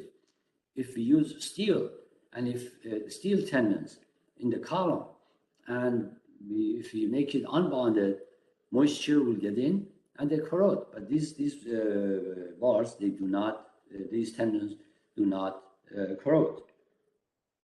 So these are some pictures of the construction of the column. These are some opening that we left at the end so that we can anchor the CFRP tendons. If you look at the picture on the upper right, you notice the column on its side. So the UHPC segment, you notice a slight variation in the color, but the rest of the column was made from conventional concrete. The picture at the lower right shows the post-tensioning process of the two tendons that we use in this column. So, and these are various stages of construction. Here we also use the UHPC for the grout to connect the column to the footing. So you notice that we're putting some UHPC into the opening first. Then we lower the column. You see that in the upper right picture. We lower the column inside the footing, and in lower left, You see as the column is lowered, and then the remaining space is filled with UHPC as well. And the one in the lower right shows you the column after the construction is completed. And of course, we are bracing it until it gains its strength.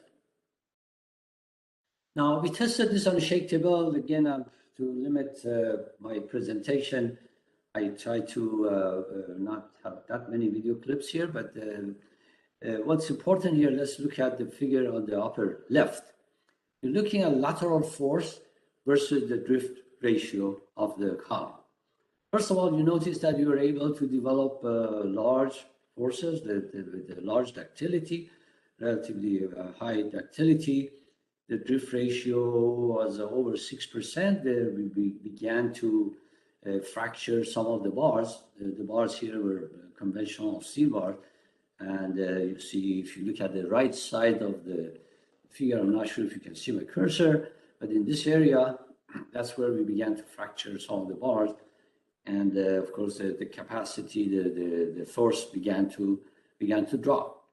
Another important feature that you see here, this run we had a fracture, but in the previous run, you notice the effect of recentering of the CFRP tendon, because you see a cluster of curves going through the origin or near the origin. That indicates that as the loading was reversed, and at the end of the earthquake, the displacement forces circled around here, meaning that there was no permanent displacement, or essentially permanent displacement was removed. Yeah. Using conventional method of estimating the ductility, this column gave us more than 10% displacement ductility, which is way more than what we normally expect from conventional construction. Now, how about the damage? Remember, there were two reasons for having these two innovations in this column. One was using UHPC to control damage in the plastic hinge, and the other one to provide recentering. The recentering I talked about based on the hysteresis curve. Now, the UHPC effect, this is under about 7% drift. Under 7% drift, conventional concrete plastic hinges look very different. But let's focus on this one. You see there's very little damage and certainly very repairable. So after a strong earthquake, if you go to the bridge site, and this is what you see, considering that there are no permanent displacement, you would say, yeah, this bridge can be left open to traffic. You don't have to shut it down to ambulances, fire trucks, and all the emergency response vehicles. There's some damage at the bottom of the column, but that's minor and that's repairable. In contrast, when for conventional reinforced concrete, this is what we would get under 5 or 6% drift or 7% drift. This is the kind of damage that you're going to see in addition to large displacement. So if that happens, obviously, you would not feel that the bridge is safe.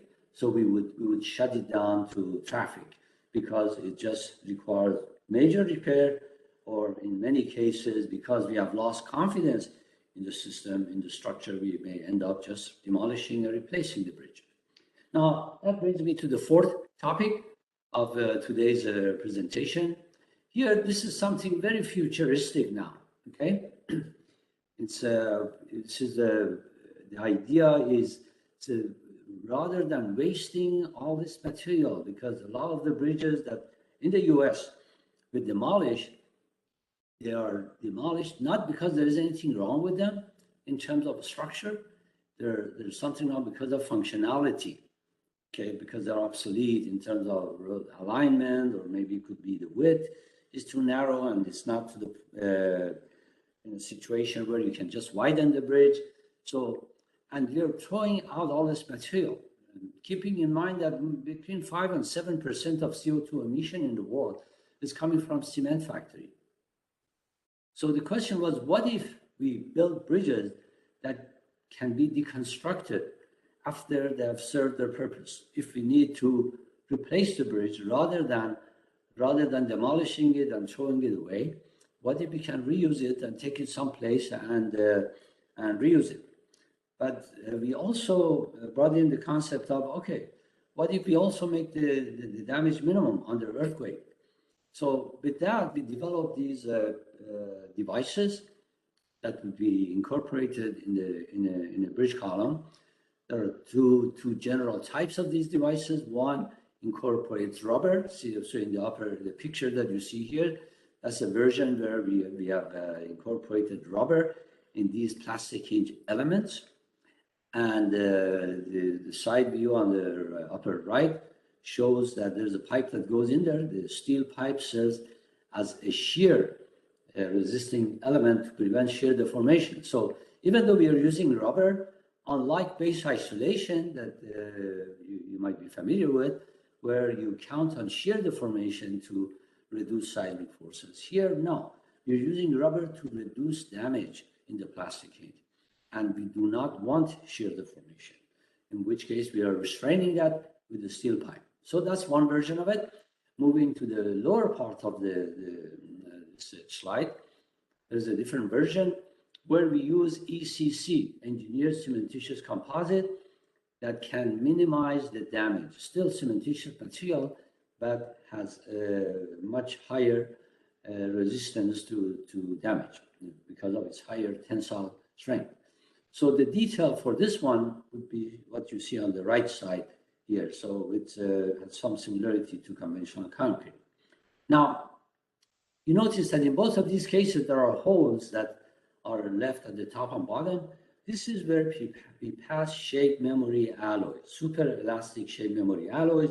The idea is that you control the damage with either rubber or ECC, and you control permanent displacement or reduce it using super elastic shape memory alloy. But you do that only in plastic hinges. Now, the shape memory alloy that is better, has been researched more than any other type, is nickel titanium. So you see a nickel titanium bar in the upper left. And if you look at the stress strain diagram for this, it's the shape of a flag, meaning that once, let's say it looks like a steel when it comes to loading and yielding, but once you begin to remove the load, the curves take a shape of a flag. If this were steel, the curve would continue to come down here and would give us a permanent strain. With these super elastic materials, we don't have permanent strain or very small permanent strain.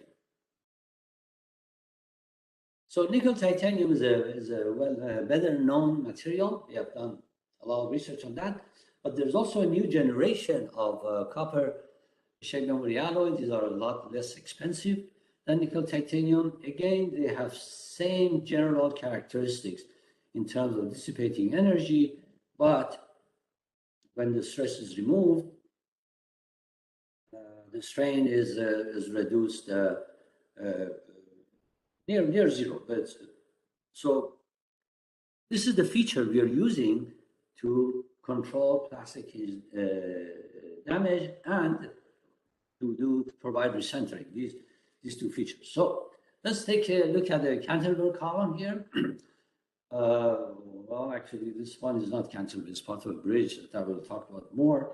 So this column, what we have done, we have made most of the column, designed it to remain elastic. So the plastic deformation all is taking place over the element, over the plastic hinge element. So you notice how different pieces come together. And these are all prefabricated. So the concept of ABC is there, but you're taking it to the next level, something where the bridge can be deconstructible. So when you put it all together, so you have the upper part of the column, then you have the plastic hinge element. These are the SMA bars, shape memory alloy bars, that are threaded into the footing and connected there. When the whole thing is put together, this is how it looks like. In this particular project, we use pipe pin connection at the top, but you could have a moment connection at the top as well. It's possible to do that. So for the upper part, to make sure that it remains elastic, we use CFRP shells. Again, it doesn't have to be that like that. You can use conventional reinforced concrete. It's possible to do that. We use a GFRP shell for the upper part.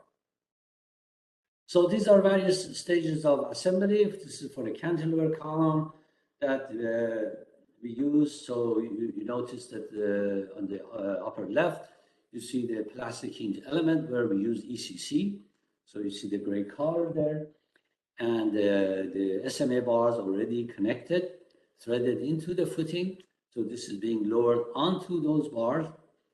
In this figure on the upper right, you see a rubber version of it. So this is this one. Instead of ECC, we use rubber in this one. This is something that we have patented. We patented it about 3 years ago. And then, of course, once this element or the other element are installed, the upper part of the column, which uses CFRP shell, is lowered onto the footing, and of course, everything is connected. So we tested individual columns before we took it to a two-span bridge that we tested in the laboratory, supported on 3 shake tables. So I'm going to show you the original bridge. And what I mean by original bridge is that, yes, we put all the components together and we tested it on the shake table. I call that original. But remember, one of the ideas in this project was to make this deconstructible, meaning that, okay, you're going to put everything together, test it to large drift, but then disassemble the whole bridge. Is that going to work? Disassemble the whole bridge and reassemble it, reuse it, put it back together and test it again, see how well it does. So I'm going to show you the original, not the reconstructed bridge, but the original bridge shake table test. You're going to see lots of deformations here.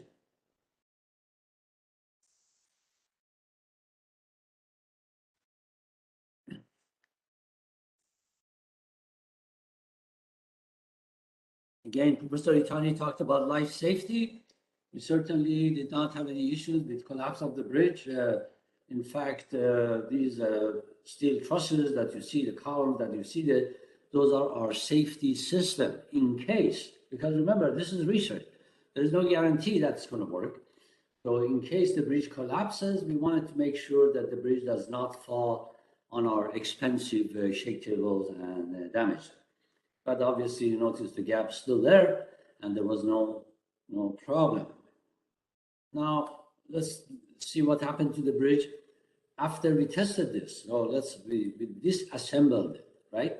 We removed all the pieces, and we examined the condition of the pieces. So in some of the columns we had used is the ECC element. You notice the ECC element has some cracks here, but again, these are very small cracks. They're certainly repairable if one wants to repair them. In some of the other columns, we use the rubber element, absolutely no damage. The piping connection that we had up there, it's upright, no damage at all. So this one also performed as what we call capacity protected element. Now, once we remove this element, we also remove the SMA bars. So you notice these are the bars after the bridge was subjected to 6% drift. So these are threaded, remember, but we made them so that they can be removed. They can be removed from the footing and threaded back into that. So that's what we did. After we examined everything, there was absolutely no permanent damage of any sort other than some cracks that you see over here. We did not do any repair, and we reassembled the bridge.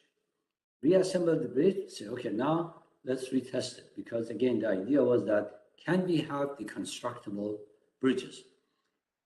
So this is after we put the bridge together. Now this time we went all the way to failure, okay? So this went to very large drifts, to 1.2 G. This is the Rinaldi earthquake. The Rinaldi earthquake is a near fault earthquake that causes permanent displacement in conventional construction. But in this bridge, it did not. So let's see how the bridge performed.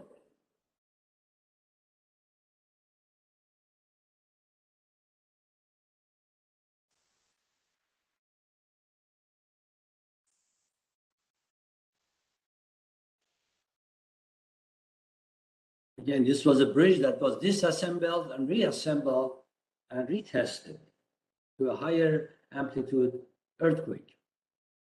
Look at the bridge from the top.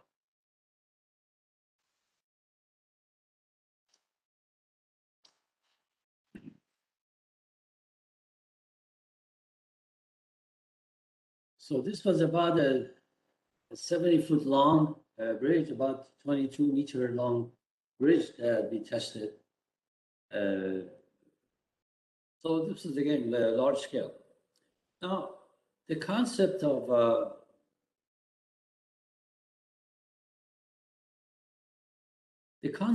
using shape memory alloys and ECC, even though not in the form of elements, is something that we have been working on for some time. And we were fortunate to implement that in a real bridge in Seattle, Washington. So I'm going to just show you a couple of slides about how this bridge was constructed. We use nickel titanium in the plastic hinge of the column.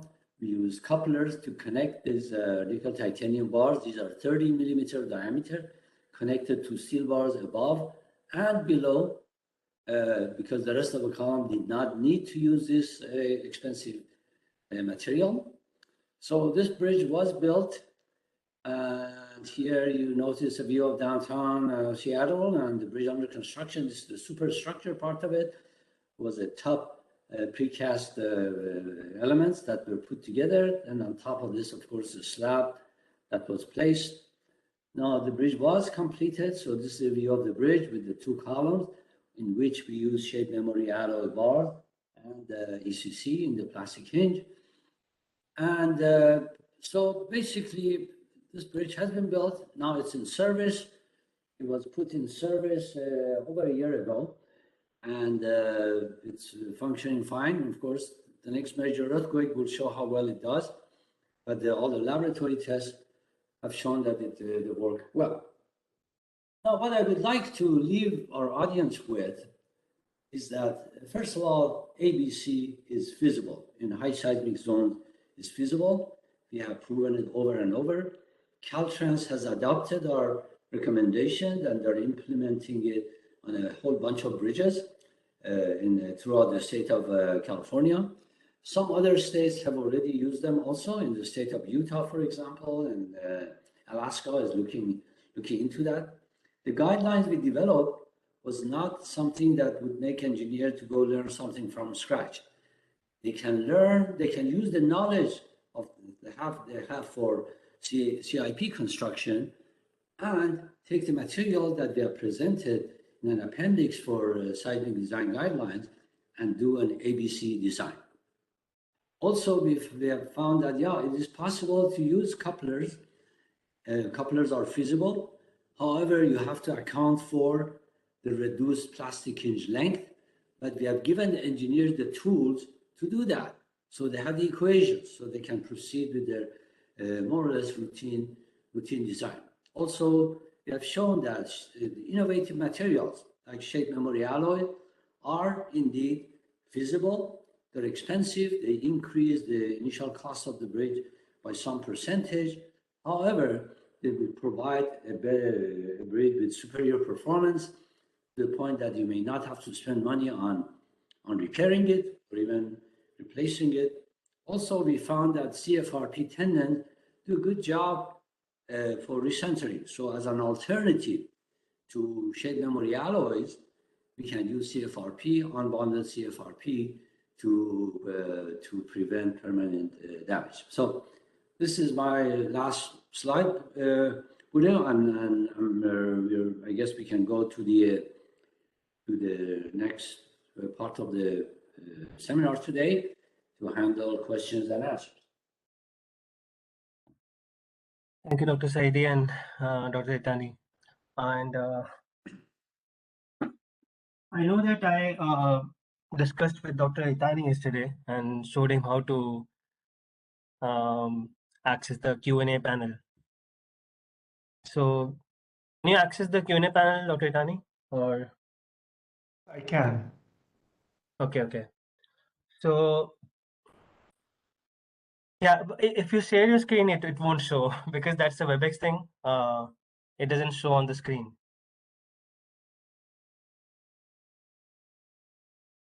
You can go from the top, the questions on the top, and like maybe the administrative and other questions you can probably skip and go to the technical questions. Okay. And just click on the question and then read the question out and then answer. That's it. Okay. There was a question on connections. What is type of the connection better of a girder for the seismic design? And continuous girder would play a vital role in seismic design. As long as you will do the connection as detailed by the specification, we cannot say which one is really better. Both of them will be the same. If you are thinking about the continuity, is that have no connection, that will be the best. The best thing in my mind for for a bridge from a maintenance point of view is that to have no connection, because most of the connections would leak, and that will actually cause serviceability problem. That's from the serviceability point of view. But if you do the design based on the ASTRO specification, the connections will be fine.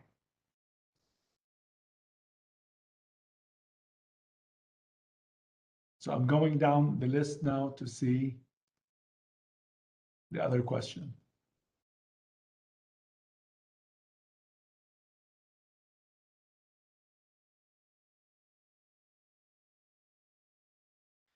The other question is that for the bridges, what we can consider the R equal to 1 for the elastic design. In that case, cost will be higher. Why? So why not can we consider the R equal to 1 for the building? In that case, we cannot avoid the special detailing for the elastic design for the building and the bridges. Will that be allowed by the code? The answer is we don't recommend that. None of the code would actually recommend to have the elastic design. The main reason for this is that the seismic hazard that we are giving you, that will be an estimate. And most of the time we have seen the actual earthquakes are way bigger than the seismic hazard. So if you did not do a ductile type design, you will have a failure, and we do not recommend that, no matter how the elastic design that will be. So even if you want to do an elastic design, we recommend you to to go through whatever actually the ASTRO specification, and they have the R equal 1.5, and you go through with the detailing requirement for the ductile design of the column as implied by the ASTRO standard specs.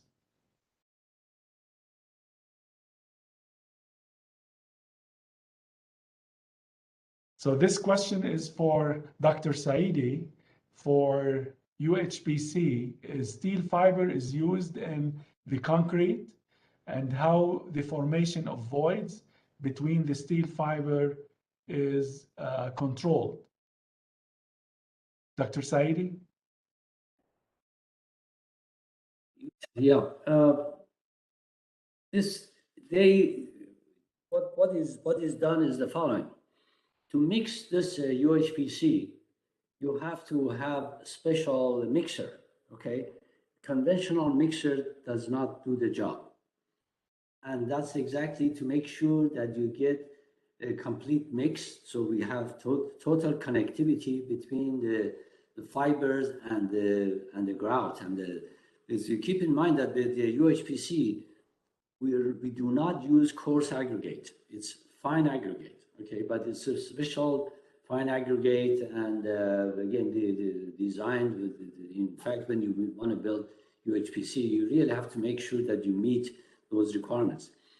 But the basic requirement among different types of UHPC is that you would have to what they call a high shear mixer, and that way you make sure that you get a very dense concrete, and that's really what provides us with a very high strength, tensile and compressive strength.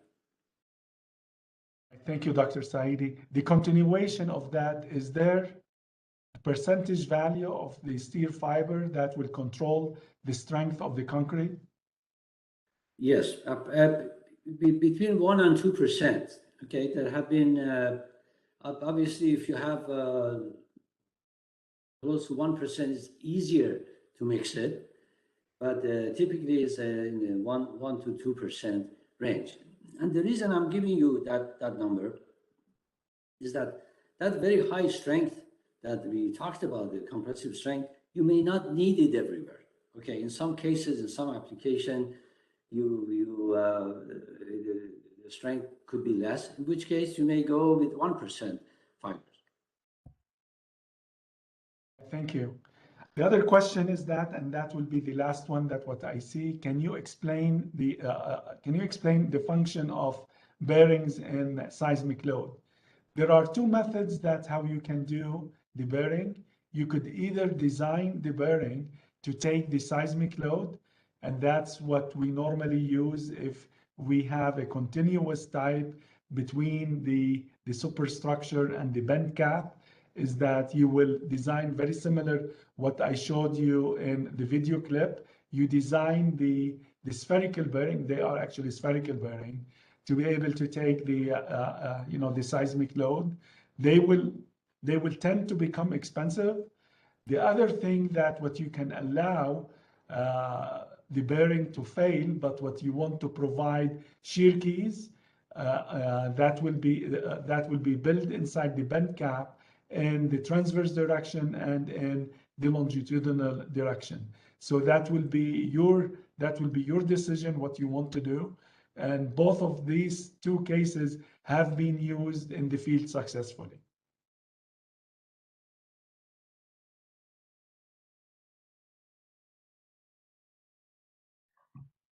Dr. Itani, so we have one more question. So that is regarding the splicing in precast column and piers.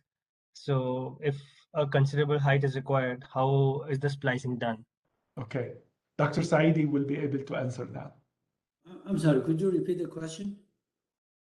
Question is about how to splice precast columns or piers where considerable height is required.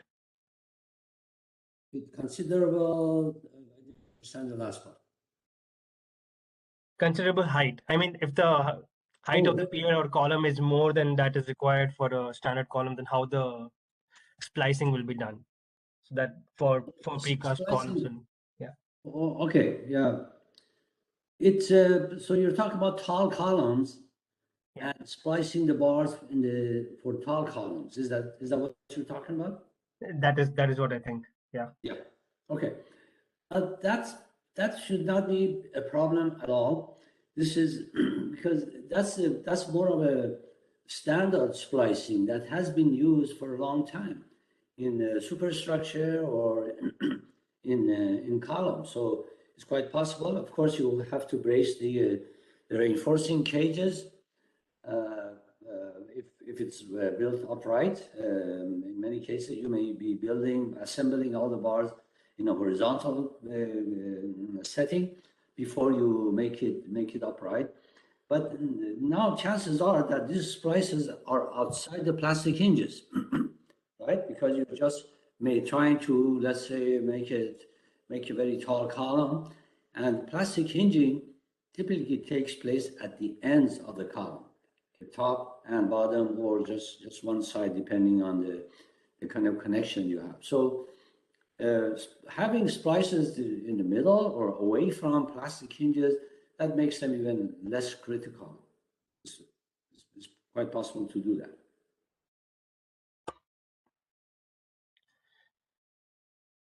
Okay, Dr. Saidi. So I don't see any more questions. So we'll wait for 1 minute, I guess, 1 or 2 minutes. Sure. Yeah. And let's see if we have some other questions.